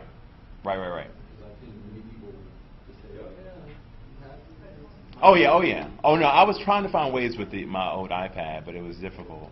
I couldn't figure out how to get. Yeah, I was in New Orleans and yeah. I was not traveling on business, but yeah. That works. Were you traveling in a rental? No. You just screwed up. I did. It was my car, everything. Yeah, yeah, yeah. Did you buy it on an Amex? Oh, no, my wife bought it for me. So. You gotta get an Amex, dude. Yeah. Yeah, that's right. You just get another year warranty with it. You don't necessarily do the replacement, do they? What warranty did you say you were on? What's that? Was that Apple Care you have? Oh, I don't have it, but with iPhones now, they offer, it's called Apple Care Plus. Because I use Square Trade, and it's like $100 for 2 years, and you get a free replacement, repairs and stuff for 2 weeks. Yeah, yeah. So I could like lose this and get another one tomorrow. That's pretty nice. Yeah, yeah. That's right It's off the screen. That's right. Reasonable. Yeah, it's interesting, you know, the research they do to figure out exactly what to charge and how. Right. I've broken 3 screens since I've had the iPhone. Okay. 4. So I have the iPhone 4S now, but I broke, 3 screens now. Yeah, so you're messing up. Yeah, you're the rare one, but most people don't do that, and so they're making tons of money off of the reasonable people. No offense. So, how do you break 3 screens? How do you do that? So there's a hardwood floor in my house, and Okay. I was watching a football game, and Touchdown. no. Oh, okay. I went to get up like a normal person to get a drink or something. Yeah. It happened to be in my lap. Fell from maybe, I guess, from about this high. Oh, yeah, yeah. And I will say, it is fairly resilient, but if it lands flush against the screen... Yes, it's over. Yeah, yeah, It- yeah. I had a 3 Oh, yeah. for No. like 2 years. Haven't learned. And it hit like, I don't know, multiple times. My truck's lifted, so if you get out of the truck, it's hitting the ground. Right, yeah. And, I was sitting on my bike and just in a friend's driveway, and it hits the ground. I'm like, whatever. Gotta pick it up. Game over. Yeah, no good. No 2 good. years of driving it, and it finally just. Yeah, that's right. And it's funny because there's very distinct sound. Oh, yeah. I found that now... Really? Because I have dropped it a few times since, and I don't hear them. I don't even have to look. I know. I'm experienced now. Right. I can hear across the room and be like, oh, I'm sorry, man, your phone's broken. Right. If it lands face down, you gotta like breathe for a second before you pick it up. Yeah, no, yeah, I understand that. Is it the inside of it that hits the screen or something? I don't know. It was in a driveway. It was pretty rough, so I think it probably got a rock. Right. Well, my screen was completely done, but it was working, and so they took it and then they maneuvered their way. The guy there maneuvered his way to the settings, put it on the disabled settings so that he could tell it what to do, and then we were able to sync everything. Oh, mine worked. Yeah. The funny thing is, yeah, it will work because the worst time I ever shattered it was like a spider web all the way through. Right. And it worked for weeks, and then all of a sudden I tried to use it and it was just going nuts. Like it was like I would try to touch something, it would go to like an app over here. Right. It was sending emails. So eventually it becomes unstable. Yeah. Right. It Yeah. just goes nuts. Yeah.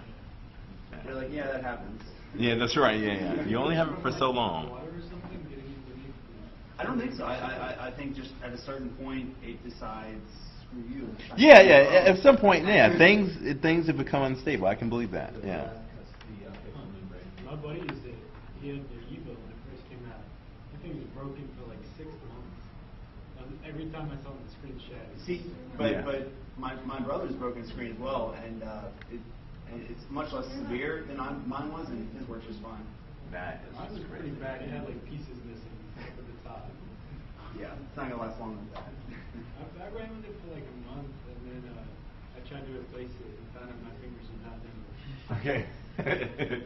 At this point, it's pretty. All right. So now we're going to use the integral test to prove. Oh no! I need to give reasons why the integral test is true. Okay. So when we look here at this, right? So we look at this one, and let's just start wherever it decreases. So what are we talking about? That could be 1. I think it's 1. So that gives away the answer. Let's make that 1. That's where the maximum is at? I think the maximum is at 1. Doesn't it look like it? It may be a little bit before 1. No, it's 1. Is it 1? I think it's 1. Point 3 is right there. How do you get 1?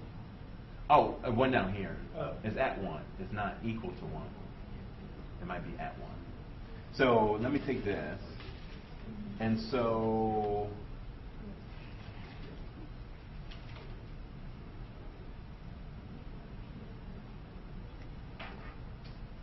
let's work.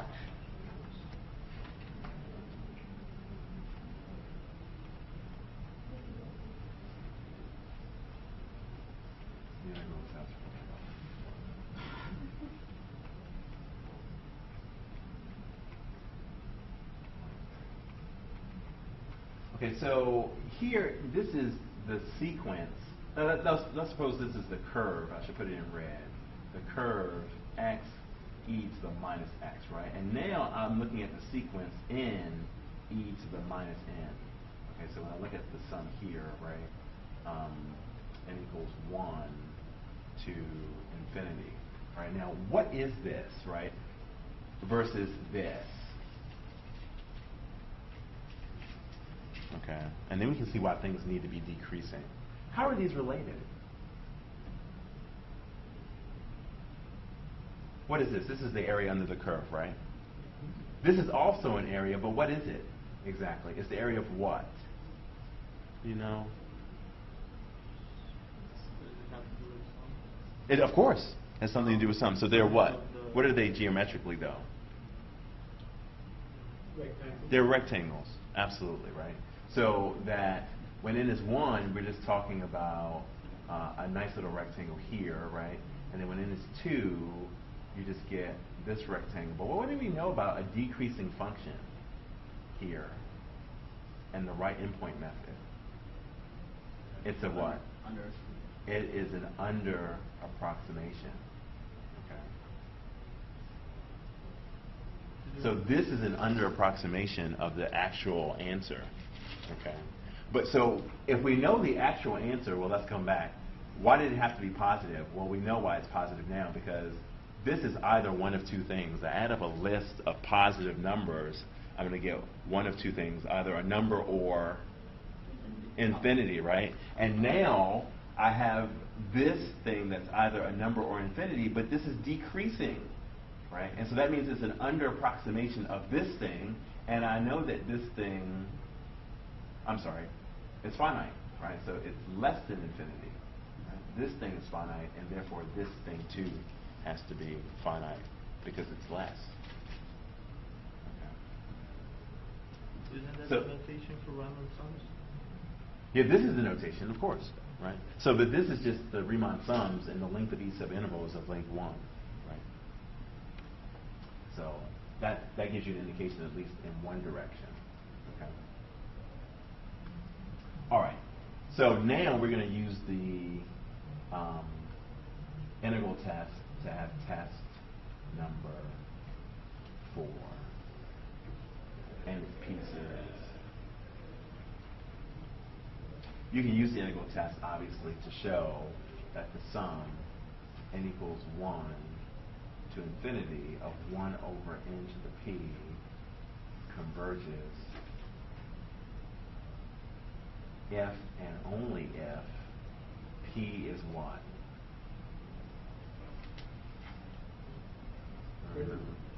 Bigger than 1 is right. All right, we said. Okay, that's right. Bigger than 1. Okay. So we already showed that the integral from 1 to infinity of 1 over x to the first power diverges. So it doesn't work when p is 1, right? It works when p is 2. We actually integrated 1 to infinity of 1 over x squared. That's finite. And therefore the sum, n equals 1 to infinity of 1 over n squared, is also finite. As a matter of fact, that sum is pi squared over 6. And that is deeply difficult to show. Okay. So one of the points I want to make is that outside of the geometric series, I will not be asking you actually what the sum is. I'll just be asking you exactly whether the sum converges or not.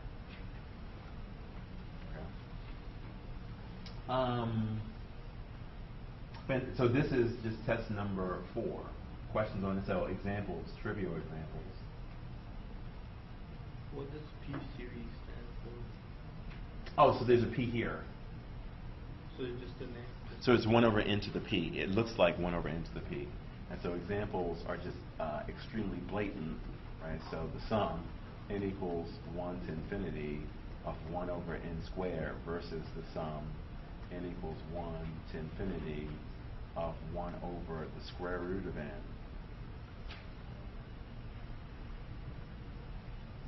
This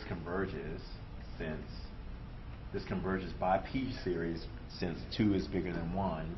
This diverges by P series since 1/2 is less than 1.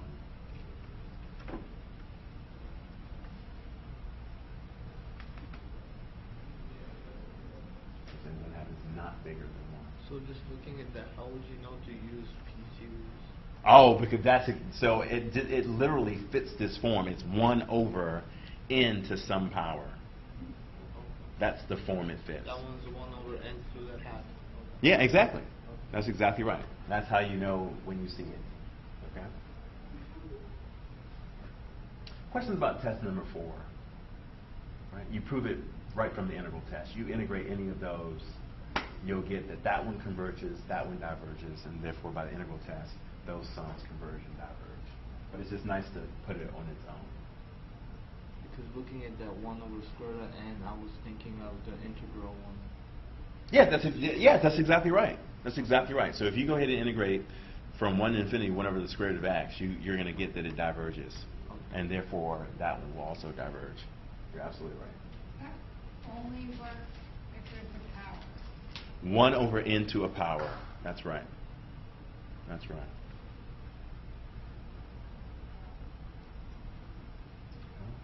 So again, this if and only if means that if p is bigger than 1, then this converges. If this converges, then p must be bigger than 1. Right? They go hand in hand.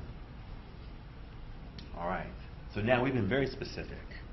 Okay, we've been very specific about series that converge. Now let's be a little bit twisted. Okay. Now,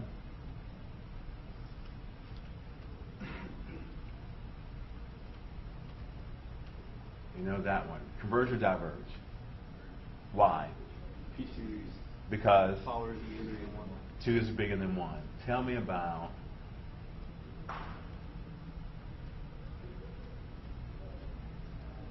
this one. Did you break it up and take the 1 out?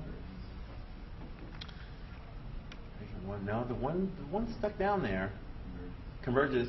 Why? Because it's bigger than n. What's bigger? N squared plus 1 as n approaches infinity will always be larger than n squared. And therefore, It goes to infinity quicker or 0 quicker. it goes in the same rate. The 1 doesn't increase the rate at which it goes because this is a constant. But it's always going to be greater. What is always going to be greater? N squared plus 1. And therefore what? Then it has to converge as well. Because it's bigger. Yeah, so And you, it's in the denominator. I want you to. It's always 0. What about the one where That's really where close. it's less than 1? Can you use that one where it's less than 1, the ratio of the... No, it doesn't. No, these are not powers of one number. So So you can't use you that. can't do that. But that's really close, right? If So something diverges, but you add a constant to it, it still diverges. but this converges. Are you claiming that's true when it converges too? This converges. Right. So the point that I want to make is that these two are related. These two should be related somehow, right? I mean, if I just add a constant, then this should not change what's going on, okay? How do I relate these two? Right, so Adding 1 without the denominator. that's right. N squared plus 1 is strictly bigger than n squared. Right? It's bigger than n, but we need it bigger than n squared. Okay? I'm going to be using a comparison test. Okay? Now, I want this to be intuitive. Now, so n squared plus 1 is bigger than n, what does that mean? What does that imply about 1 over n squared plus 1? Smaller. It's smaller than 1 over n squared. What does that imply about the sum of 1 over n squared plus 1? Something smaller. It must be smaller. If something Right. larger converges. Right, and that indeed is the first half of the comparison test. Right? And so since, Something diverges and something bigger than it has to diverge as well. that's right, that's the second half. And so since the sum of 1 over n squared converges, then the sum of 1 over n squared plus 1 also converges. Okay? I'll state the comparison test in just a second. But basically all we're saying again, someone is in front of me, I'm in front of somebody else. Okay? We keep adding terms, and then that person keeps pushing me, but then I stop. I stop here. I'm cos squared over 6. And the person behind me has to stop too. Okay? So, what does this rely on? What did it rely on? About 1 over n squared plus 1. That it's always what? It's always smaller than something else, and it's always bigger than what other thing? 0. It's always bigger than 0, right? Because if I allowed that sequence to jump up to be positive, negative, that thing can do anything, right? So if you have a non-negative sequence that's always less than some other convergent series, then it too must converge, okay? Kind of play on the squeeze function. It is, absolutely. 0 and That's right. That's right. And so let's look at the other one. So the other one is that the sum of 1 over n minus 1 n equals 2 to infinity. We know that n minus 1 is always less than n. This implies that 1 over n minus 1 is bigger than 1 over n. That implies that the sum of 1 over n minus 1 is bigger than the sum of 1 over n. But we know the sum of 1 over n. That's no, that's 1 over n squared. What's the sum of 1 over n? Sorry, 2. What is it? That's right, it is infinity. And so obviously this implies that the sum n equals 2 to infinity of 1 over n minus 1 diverges. We can do that by the integral of natural integral. Absolutely right. Get the natural log. Whew, that's right. That's absolutely right. Why could we not do the 1 over n minus 1 natural? You could. You absolutely could. Right? But I would prefer to quickly compare it to something I know fails. Right? So absolutely. So he just said, well, why didn't we do the integral test on this one? And for sure you could have. Are you going to have a question on the test where, like, name the test that occurs? Yeah, of course I'm going to ask you to do that. Yeah. Now you're with us about how much of a pain this is going to be. Yeah. So you just can't write converges, diverges, and not say why. Well, no, I meant Be like a true or false? That's right, exactly I right. meant, like, are you going to say, so, which test for this particular problem? Oh no, I'm not. Okay. I don't think I'm going to do that. But I mean, you're going to have to tell me which test you're using. Yeah. No, I'm not going to do that. Right? Because That's the same? what'd you say? No, well, you already used a number of these. You already used the integral test, and I was using the comparison test. So it's not like, I mean, I don't care which one you use as long as it's right. Okay. You covered 4 or 5? I think it's 5. There's the M-term test for divergence. There's geometric series. There's the integral test, and there's P-series. And this is the 5th one. Yeah. They're only about 10 to 15, something like that. That's a joke. That's a joke. No. What's this one What's called? it called? This is the comparison test. Let's write it right now. What I've done is that this is so now. How do you tell? You see a series and it almost looks like something else that you can just read off, right? 1 over n squared, you would immediately say p series, and I give you 1 over n squared plus 1. You're just like, I want to compare that to 1 over n squared, Oh, right? Then you say I'm going to compare it. that's a similar one to the one we did earlier to the proof, the P and the Q. Right. Yeah, in some sense. Oh, here it is. So it says that, well, suppose a sub n is always less than or equal to b sub n and always bigger than or equal to 0 for all n in the natural numbers. And again, this isn't necessarily, it doesn't have to be for every n. It just needs to be eventually.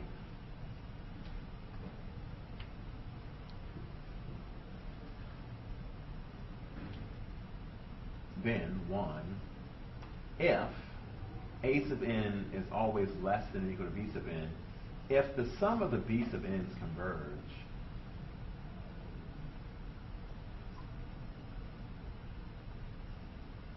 what is the conclusion? They both converge. Yes, and they both converge. The sum of the a sub n's converge. And if it's less than 0, then it diverges. No, this is okay. Okay. So all this is saying, do we need to say this in English? English is always nice. So in English, what is that saying? Absolutely. Can you say it's better? I could try, but I would prefer my man in the back do that. That arrow. You're not a fan of the arrow? You see it from the arrow. He was pointing to the door. I Hey, it's time to go.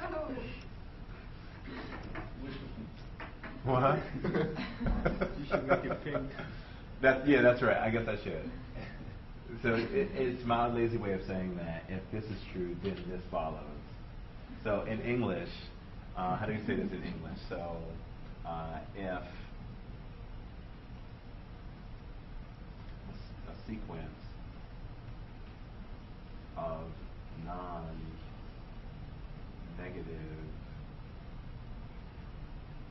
values is bounded by a finite series,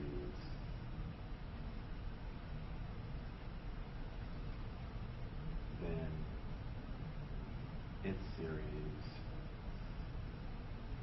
is also finite.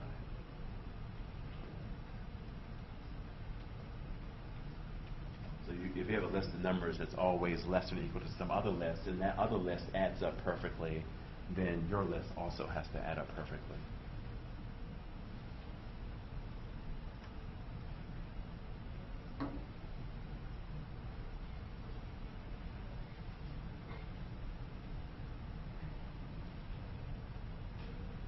Now, in this context, a sub n is always less than or equal to b sub n, and now I'm going to make a sub n go insane, right? So now 2, I'll put it down here a little bit more. 2, if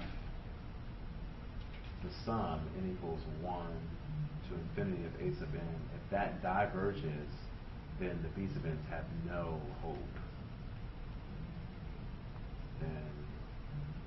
And it's only because everything's diverging to infinity. So if you got something behind you that's pushing its way to infinity and you're always bigger than it, then you too must go to the same place. Right? I hope those are clear. All right?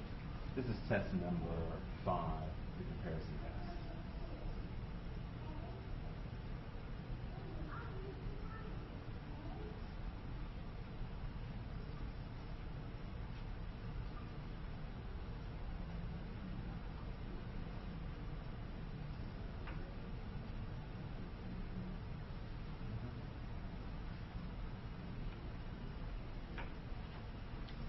Questions about that? Now, in doing these problems, we did some slick stuff here, right? Look what we had to do, right? We had to start somewhere, relating the sequence that we cared about to the sequence that we thought we should compare it to. Okay. So that little bit of trickery, I'm not a big fan of, only because, you know, if you don't see this step, you may never get it. Right? Well, it makes sense in this example because you're kind of just looking at dropping a constant and comparing it to that. Right. Are there examples where it's not as clear as dropping a constant? Let's go. Where are we going to go if I have that? That's right. You want to know the alternative destination? I was going to do this either way. Okay. Right? So cosine squared n all over n squared, sir. Can you go back to the last question so I can run the last one? Yeah. But cosine squared n over n squared. Cosine squared n all over n squared. Would the powers be the sign over n? Is the power the same? Powers are the same. Well, I can put cosine to the third. Cosine to the third. So if the power in the bottom is bigger than the top, that doesn't really Show this converges. How do we show that that converges? We need to make a remark. So first of all, this doesn't look anything like any of the other ones we did. So it seems like we're definitely going to have to compare this to something else. What are we going to compare this to? the hierarchy one for n to the third. That's right. So we're going to compare this to the sun. N to a power. Oh no. Yeah, n to a power is right. But which power? Right. Yeah, for sure. We'll remark pretty quickly that the cosine of n is always between what? Two numbers? Minus 1 and 1. And so if we square everything, indeed, cosine squared n is always between 0 and 1. And therefore, an immediate consequence, I guess I have to write it over here so you don't think I'm talking about the door. It's cosine squared n over n to the third is less than or equal to 1 over n to the third. And that ends it. And so, therefore, this converges by what? By the comparison test. How did you get the cosine squared to be bigger than 0? Oh, because now, I mean, you have something whose absolute value is between, you have something whose value is between minus 1 and 1, you square everything, then everything becomes positive, and you're still less than 1, right? So all the numbers between minus 1 and 1, they're all fractions, and when you square them, they just become more fractions, but they're all positive. Right. So, but wait, why does this converge again? I was about to say, do we have to explain the Yes, you do. All right, so then, I'm sorry, he's still pissed at me. I apologize. I just need you to do it once.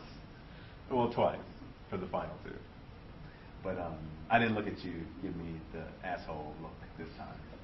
So here, yes, you have to say, let's say it out exactly. This converges by the comparison test because this converges by P series because 3 is bigger than 1. Okay.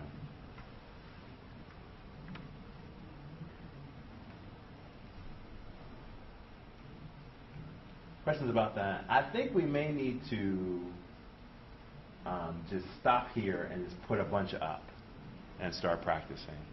I'm getting that vibe. Before we start adding some more and it just gets out of control, although we may have passed that point. Right, so, okay, so any other way? So that's what I mean. So I can't do that much comparison. So particularly if I put a sine or cosine, I want you to bound those things with 1. Right? Sine and cosine are always between minus 1 and 1. There's not a lot you can do there. And then, oh no, it could have been. I just wanted an even power just so that everything remains positive. because the comparison test you need things to be positive. But I could have put, you know, the if I had put the third power, it still converges. Yeah, so it's not that big of a deal. But that's because of a theorem we'll be talking about later. All right, so let's practice.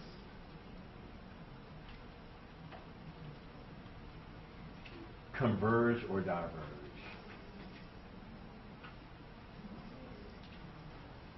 All right, so this is a preview of the test, and we have 1, 2, 3, maybe 3 more tests to go. 2 more weeks. 3 more tests. 3 more series tests, not 3 more exams.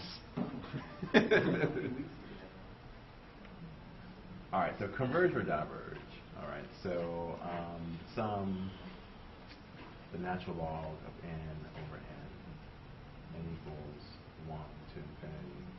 The sum n equals 1 to infinity of 7 to the n over, oh, let's be an asshole here, 3 to the 2n.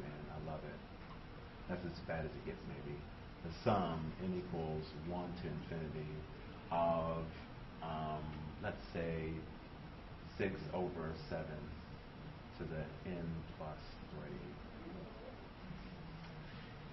3. The sum n equals 1 to infinity of 1 over n to the 4th. I'm being a nice guy there, even things out.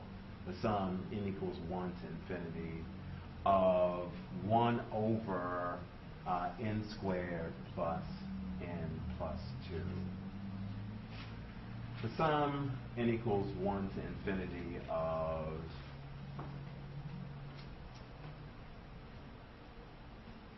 let's do this. 2 to the 3n. And then the sum n equals 1 to infinity of, let's say,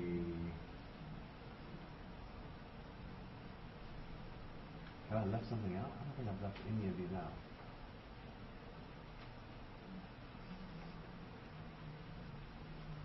I think we're good. That's fine. That's fine. We have everything. I've used them all. No, that's it. I've used them all. Converge or diverge. Some of these you can read off. Others you have to do a little bit of work.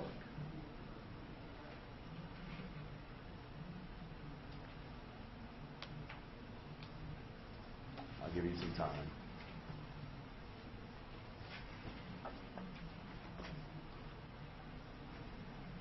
That's the test right there, basically. So actually it's not that bad. Right? As long as you can distinguish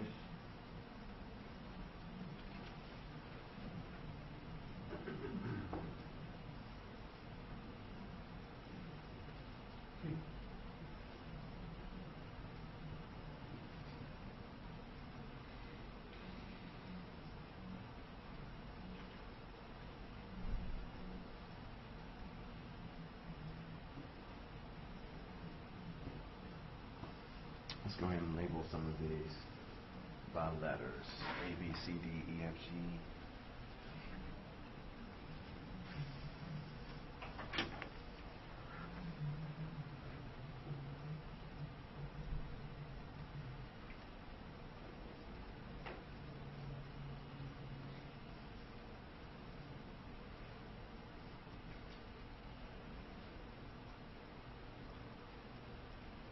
Let's knock out some of these pretty quickly. Converge or diverge? C. Converge, right? 6 over 7 is less than 1. Converge or diverge? Converge, comparing it to 1 over n squared. We'll do that one explicitly in a second. Converge or diverge? Converge, P series, 4 is greater than 1. Diverge, why? That's right, it does not go to 0. That's right. Converge or diverge? Because? Say it again? 2 n's more than n. Oh, see, you know.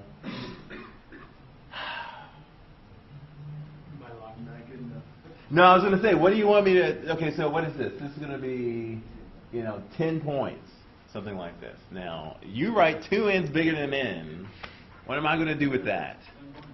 No, oh my God. Yeah, I know, right? So like 3 points for that, right? That's no good. I would argue that. Yeah, so what is this? So 2n is bigger than n, right? But it has something to do with this 3. This 2n makes this 3, the whole thing what? A 9. Right? So then it's 7 to the n over 9 to the n. And then what do we know? 7 over 9 is less than 1 in absolute value. I'm smelling 100 over there. That's good. No pressure, but fantastic. Okay. So I think we're good.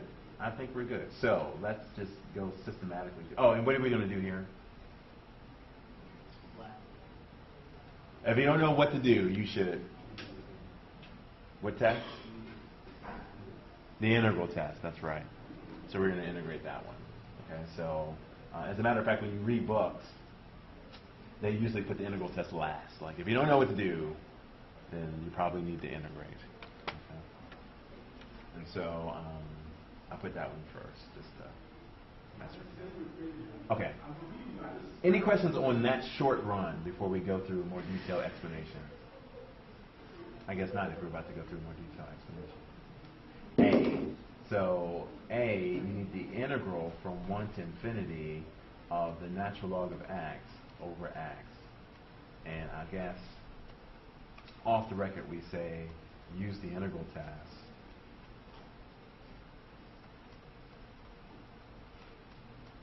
I mentioned this for the natural log. Okay. It started at 1, right? It doesn't matter where we start. Right? So this is equal to the limit as t tends to infinity of the integral from 1 to t of the natural log of x over x dx.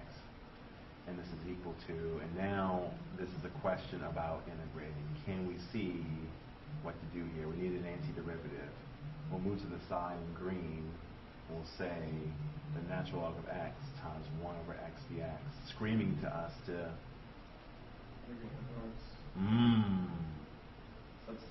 yeah, so again, that should be the last thing we want to do is integrate by parts if we don't have to. Although that makes me want to give some extra credit to do it by parts. That's interesting. You can do this by parts. So you let u equal the natural log of x, du staring us in the face is 1 over x dx.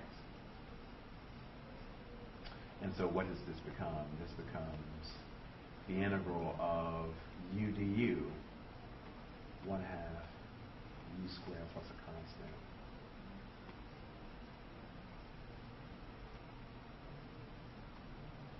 And so this is equal to, there's your constant, the natural log of x squared plus a constant. Okay.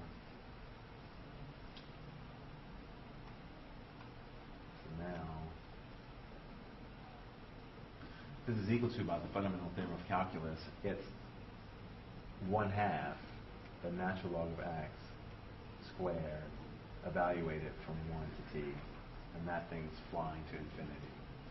And so then this is equal to, I feel like I'm going too quickly. The limit as t tends to infinity of 1/2 the natural log of capital T squared minus 1/2 times nothing squared. And that is infinite because the natural log becomes infinite. So that one diverges, and therefore by the integral test, the series we started with diverges.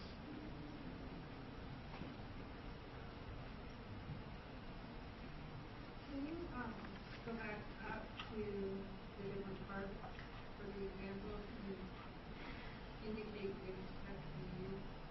Which? So obviously, like A was the integral test. Oh, thank you. So yes, that's right. So this is the integral test. What's a good color here? Let's put it in green. So this was the integral test. Right. This is geometric because we have all of these constants to powers. Right. This is also geometric. Right. This is, we're going to compare. This is P series. And this is the intern test, or the divergence test. And I've been calling it the divergence test, so I'll call it the divergence test. This is also geometric series because 8 is not bigger. 8 is bigger than 1. That's 8 to the nth power. So this is the divergence test.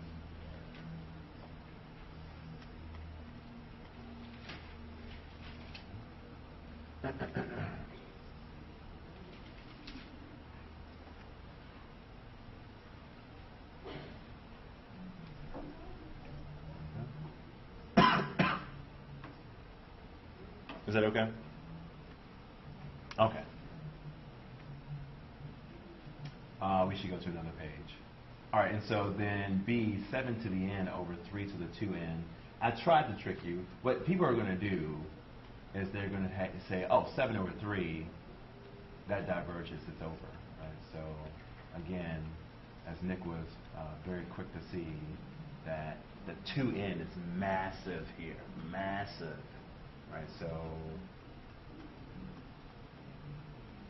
rewriting this is 7 to the n over 3 squared to the nth power. And so the trick is to see that it's not really 7 over 3 that we're taking powers of, it's 7 over 9, and 7 over 9 being less than 1 is this discussion. This is 7 to the n over 9 to the n, and then we can actually figure out what this converges to, but I won't really care. It's 7 over 9 to the n. That converges because of geometric series, because 7 over 9 is less than 1. Right? So again, I can't fool you. Right? I just can't. What'd you say? It's 1 over 1 minus 7 over 9 minus 1, because I'm starting at 1 and not 0. Yeah.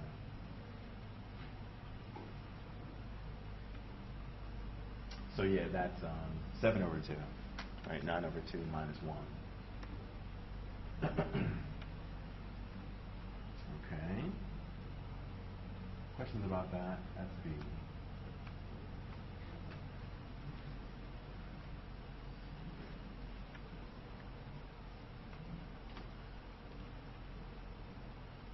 And C, I hope it's self-explanatory. D, let's compare.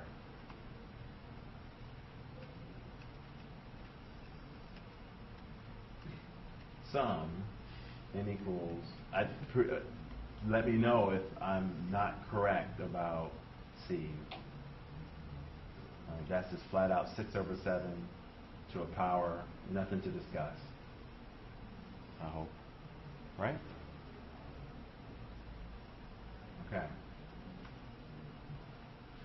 Sum n equals 1 to infinity, 1 over n squared plus 2n plus 2. Can we play the inequality game well? Run it for me. N squared plus 2n plus 2 is certainly bigger than n squared, and end it. Run the rest of the argument, and therefore 1 over n squared plus 2n plus 2 is less than 1 over n squared, and then you put the sums on each side. The sum, 1 over n squared plus 2n plus 2. I'll write it out very carefully this one time. That's not true.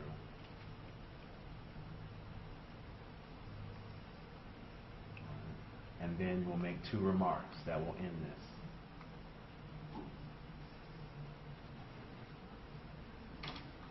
Remark number 1 is that the sum, n equals 1 to infinity, of 1 over n squared converges by P-series, thank you. And then 2, that ends it. The sum, n equals 1 to infinity of 1 over n squared plus 2n plus 2, then converges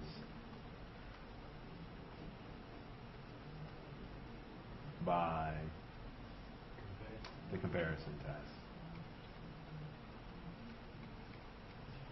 If there were any negatives in the n squared... Oh yeah, then can't do it. Then we got to do something else, and that's the next test we'll do. Because, I mean, it should be the case that if I did have 1 over n squared minus 2n minus 2, that inequality doesn't work anymore but it should still converge because it's still in the order of n squared. And anything on the same order as n squared, when you sum up the terms, should converge, right? But we won't be able to use this inequality argument, so we have to do something else.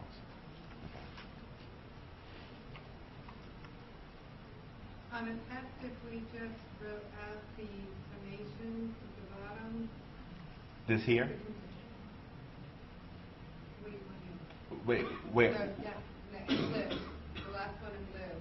If we were answering this question in test and we just put that and then the remark to explain ourselves, would that be sufficient? Oh, Or but- do we have to do all of the I don't think so. I mean, yeah, if you wrote just from here down, I just can't mark that wrong. I just can't do it. Yeah. I mean, because it's just right. Yeah.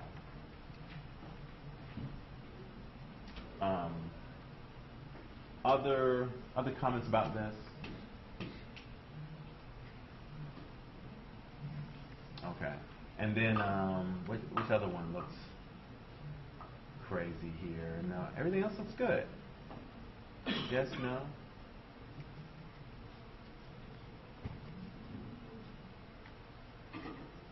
What do you think? Is this okay? Test number 6. Want to make this the last one? Oh, you want to do more? Test number 6. It's the limit comparison test. This one almost renders the comparison test useless.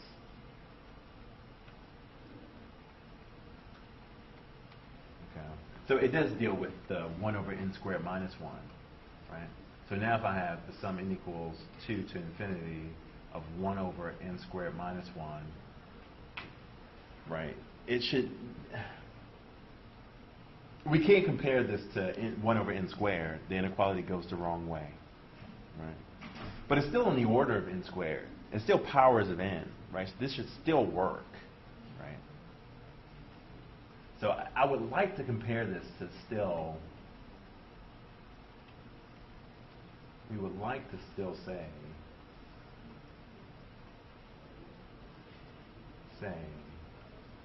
that this is like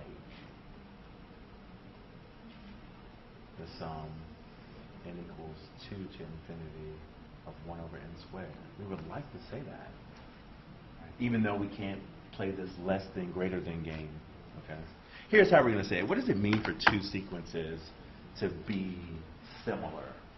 Right? What does it mean for two sequences to be basically the same in the long run? So you look at two lists, right? And now you're going along the lists. What does it mean for them to basically be the same? Right. Basically that they have this, that they're increasing at the same rate. But even more than that, that the ratio of their limits, right, are doing the same thing, right? So that one over the other is basically a constant, right? So, for instance, the remark is that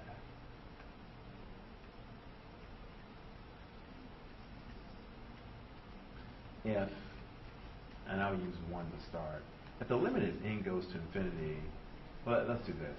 Suppose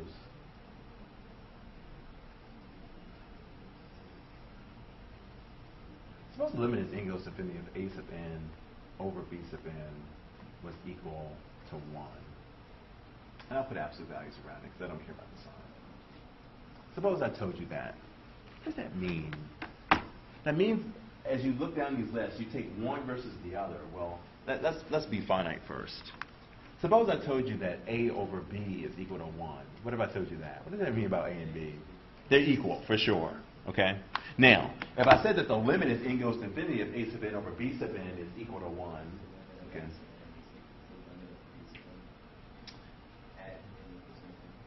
That may not be true, right? Because they may, just in general, without this context, they may both be infinite. So, and we don't want to equate those two infinities. But it does mean that they're basically doing the same thing, that the lists are basically identical all the way down the line. Now, we've already said that a series, in adding up a series, it doesn't matter what happens at the beginning, it matters what happens at the end. And what we're saying here is that at the end they look identical. So if I knew that this was true, and I told you that if I add up all the terms on A sub n and it converges, what must be true about B sub n? That also converges. And if I told you that A sub n screws up and goes to infinity, and A sub n and B sub n are identical down the line, then the same thing has to happen to B sub n. Okay? So that if that were true, then whatever happens to A sub n has to happen to B sub n. Right? They do the same thing. Does that make sense? Yes? No? Okay. That's the limit comparison test. Now, it should not screw you up if all of a sudden I change that to 3. If I told you that all the way down the line that A sub n is basically 3 times B sub n, right? And then I told you if I add up all the A sub n's, you get a finite number, and, you know, B sub n is just 1/3 of that, then that should be okay too. Okay? If I told you that A sub n screwed up and flies off to nothingness, right? Not a single number, then, and B sub n is 1/3 of that, then B sub n is going to fail too. Okay? So, if the limit of the ratio, I'll write this in a second, if the limit of the ratio is some constant, right, then whatever happens to one happens to the other one. That is the limit comparison test. The final test for today is the limit comparison test. All these tests have something in common. What is it? Like, it's always like the P and the Q thing that you showed us in the beginning. Yeah, well, let me just say that the P and the Q thing that I showed you is embedded in all of mathematics. And, you know, it's a logical issue. Everything that I say is if this, then that. Everything that I ever say, right? There's no mathematics without logic. Because No. you have to prove it. Yeah, because you have to prove something. Yeah, if I'm trying to prove something, I have to suppose one thing and then show that something else follows from it, right? The whole thing is if P then Q. Okay? So the limit comparison test says that, well, if the limit as n tends to infinity of the ratio of A sub n and B sub n in absolute value is some constant, and that constant is bigger than 0, then A sub n as a sum and B sub n as a sum do exactly the same thing.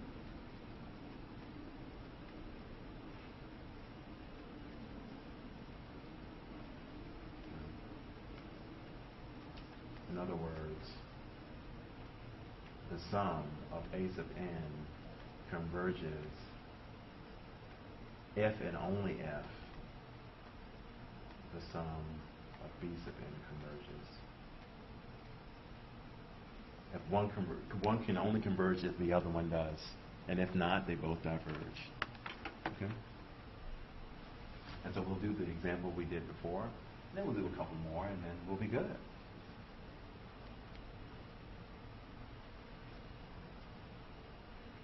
But you can see pretty quickly that I don't need to play this inequality game so that one is bigger than the other. I can just go ahead and do this one.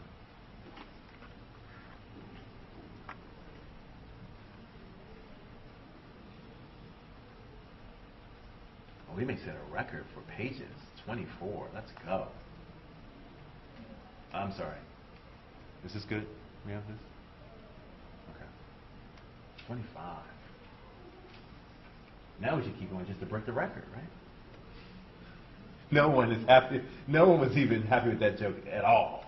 Okay. I'm dying now. I get crickets. All right. So 1 over n squared minus 1, the sum, n equals 2 to infinity, right? Versus, I'm going to compare this to, compare in the limit to 1 over n squared.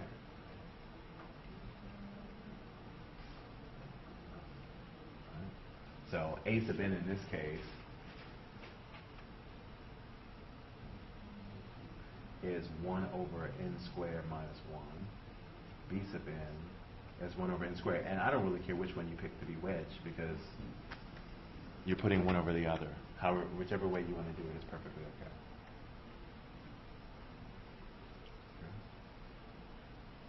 I need to look at the limit as n tends to infinity of the ratio of a sub n over b sub n. I decided to do that. That equals the limit as n tends to infinity of 1 over n squared minus 1 all over 1 over n squared. Same as n squared over n squared.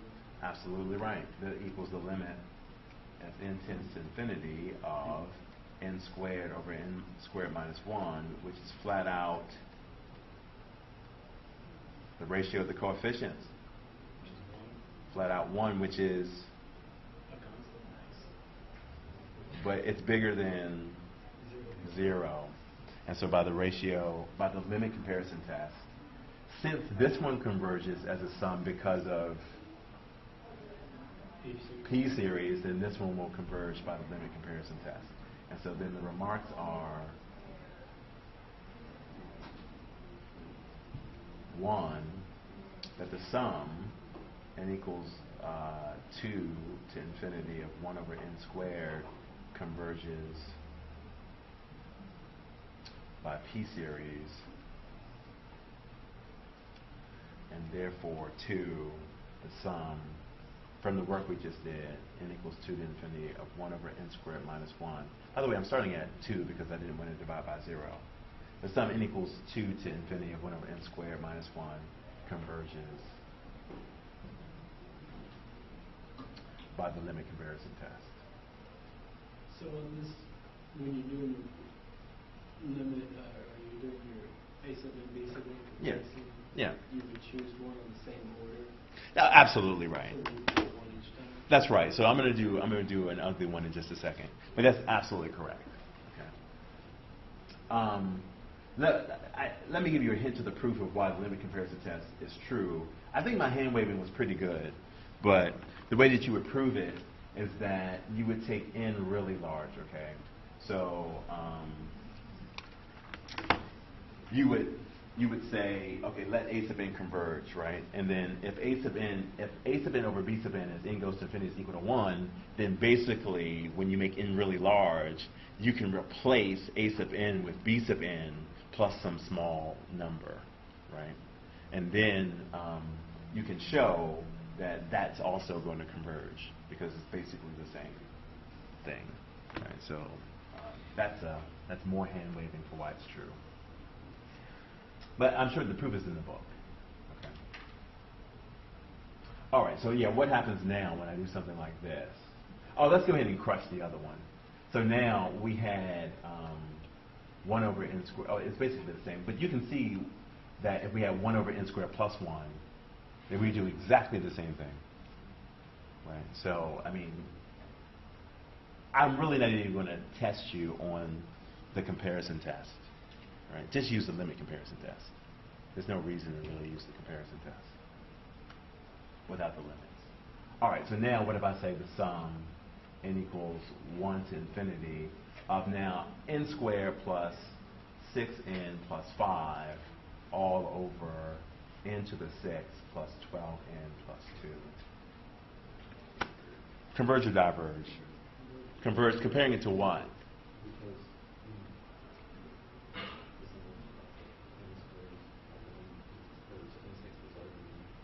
N to the 6, that's exactly right. N to the 6 is larger than n squared. Keep bringing it, and then.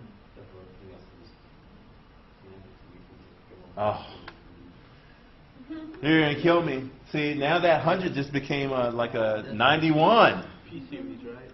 Well, I want to compare to a P series of what order? N to the 4th, right? So I'm going to compare this to the sum. N equals 1 to infinity. The order is 1 over n to the 4th. So let's run that. I'm going to call this a sub n and this b sub n. Go ahead and do that. I'm sorry, 1 over n to the 4th because you're subtracting The rate. exponents? the highest power in the numerator and the highest power in the denominator. So when n is getting huge, nothing else matters but the highest powers in each one of the numerators and the So denominators. first we can hand wave the 6n plus 5 and 12n plus 2 away.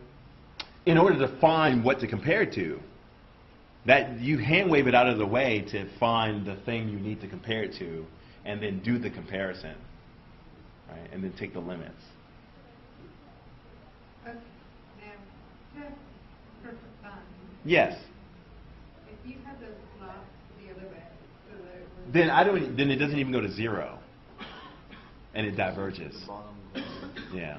If you had them flipped and you had the 6 in the numerator, I want you to say immediately, oh, that diverges. That doesn't even, the sum diverges because the sequence doesn't even go to 0. Yeah. The infinity is b1 the limit, and the limit is b1 the 0. I'm sorry, say that again? The limit.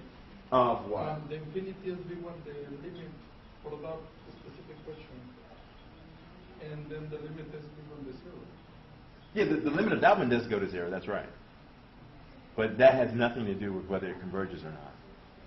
Right. So just because the limit is 0 doesn't mean that it converges. It just means that we can go to the next step and find something that we can compare it to. Right. So let's go ahead and do this. So the limit, we in red, we are. The limit is n tends to infinity of a sub n over b sub n. Right? Comes out to be a nice thing. If the limit is n tends to infinity of, we'll write it out one time, n squared plus 6n plus 5 all over n to the 6 plus 12n plus 2 all over 1 over n to the 4th. And so this is equal to, things flip. And now it's n to the 6th plus 6n to the 5th plus 5n to the 4th all over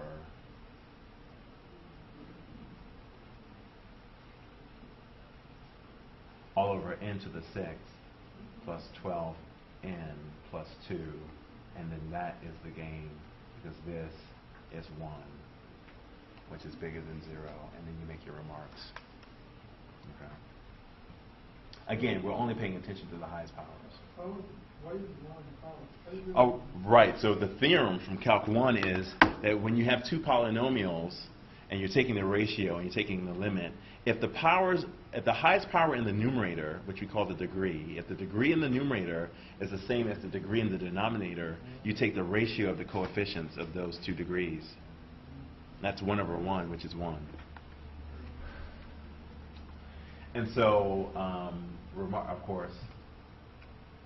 So you get the powers to the 5th and 4th. All right, so because this n to the 4th distributes its ass all the way through, right? So it multiplies all the way through. So the remarks are, one, that, obviously the sum, 1 over n to the 4th, converges by p-series.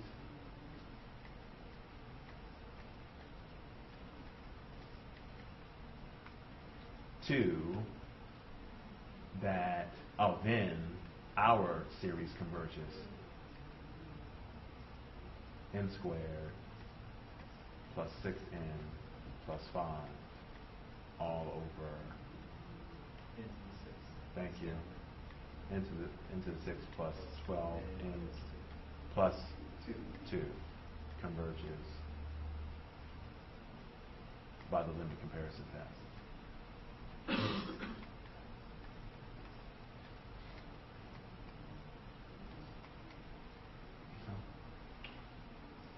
About as bad as it gets. Now I can throw some funky square roots in there, but I probably won't. What'd you say? Oh, no, wait 1 second. No. What'd you say? Why, yeah, exactly. I mean, there's just no point. Now, you look on one of my past exams, like from 5 years ago, I did. But I gave this extra credit. I gave this extra credit on the test. I'll show you, right? But then that's when I was a bitter young man, right? I think it's the opposite. You come out of graduate school, you're just an absolute ass, and you want everyone to just, I guess you're just still bitter, and you're just like extra hard, and then, you know, as time goes on, you just, it's like you just get weathered down. It's like, just chill out, you know, just calm down. You want to prove that you spent your money on something. That's right. No, I don't really care. I mean, I don't really care about proving such things. Yeah. What'd you say? You want to prove that you know everything right when you get out. Yeah, I guess so. Yeah. And you realize we're actually stupid and you water it down over the years. No. I don't think no, that's not true. It's either that or we're rubbing off on you. So. No. You're not rubbing off on me because We're dumbing him down. That's right. No, it's one of those things that, like, because, I mean, this is still rigorous. Trust me, my colleagues don't prove anything in their class. I was just realizing this, that, like, they just tell you it's just like high school all over again. I couldn't believe it. Like, I was in a faculty meeting, and they were just like, well, you know, I think we should start proving stuff in calculus. I'm just like, well, what? I was like, where have you been? Like, this is all that I do. Like, I talk about proofs every 5 words. I say, this is how you prove this. How do you? Must have been like the day when like all the grocery stores got together and like, hey, let's charge people for the food we sell. That's right. Oh my God, this guy's brilliant. That's right. Exactly. Yeah. Do you think that makes a difference, like the teachers that have taken, like the professors that have taken calculus like way back, the way they teach it now to us, and the way that the students now would be teaching this to the future? Right. Now, you talk about watered down. Yeah, right. I have a classmate that took calculus 1 like 20 years ago, he said, and he said just like us, he never used a calculator, and it makes sense to him. Right. But people that would use calculators and stuff, they would just like... Yeah, it becomes less intuitive to them. Right. It doesn't make sense. Right. Yeah. That's a good point. Okay, so I think we're good. Nothing there. Right, because now what's going to happen is, here's the game plan. I have like 3 or 4 more tests, and then we're going to go to chapter 9, and we're right on schedule. We are right on schedule. The test I have for the 29th, I think that's too close to the final, but I definitely don't want to have it on the 22nd. There is no class on the 22nd. So, and I don't want to have it on the 15th because I think that's too soon. So, the 29th it is. And Do you know what day the final is yet? I don't think it's out yet. It's still No, it's out, but yours isn't scheduled. Oh, I was looking, I was like, hey, we don't have the final in that class. It's out, but it's not scheduled. Yeah, none of your.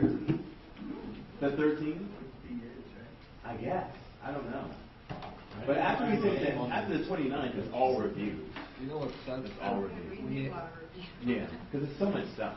When your birthday is on the finals, my birthday is always on the finals. Oh yeah, mine is like that too sometimes. On my 21st birthday I had a final. Always. That will be my First 21st week of birthday. School, first week of busy season at work. That's no good. That will be my My 21st stepmom's birthday. birthday is the day after Thanksgiving, and my dad works retail. Yeah. Oh, nice. She likes that. Yeah, that's pretty sweet. And who is this?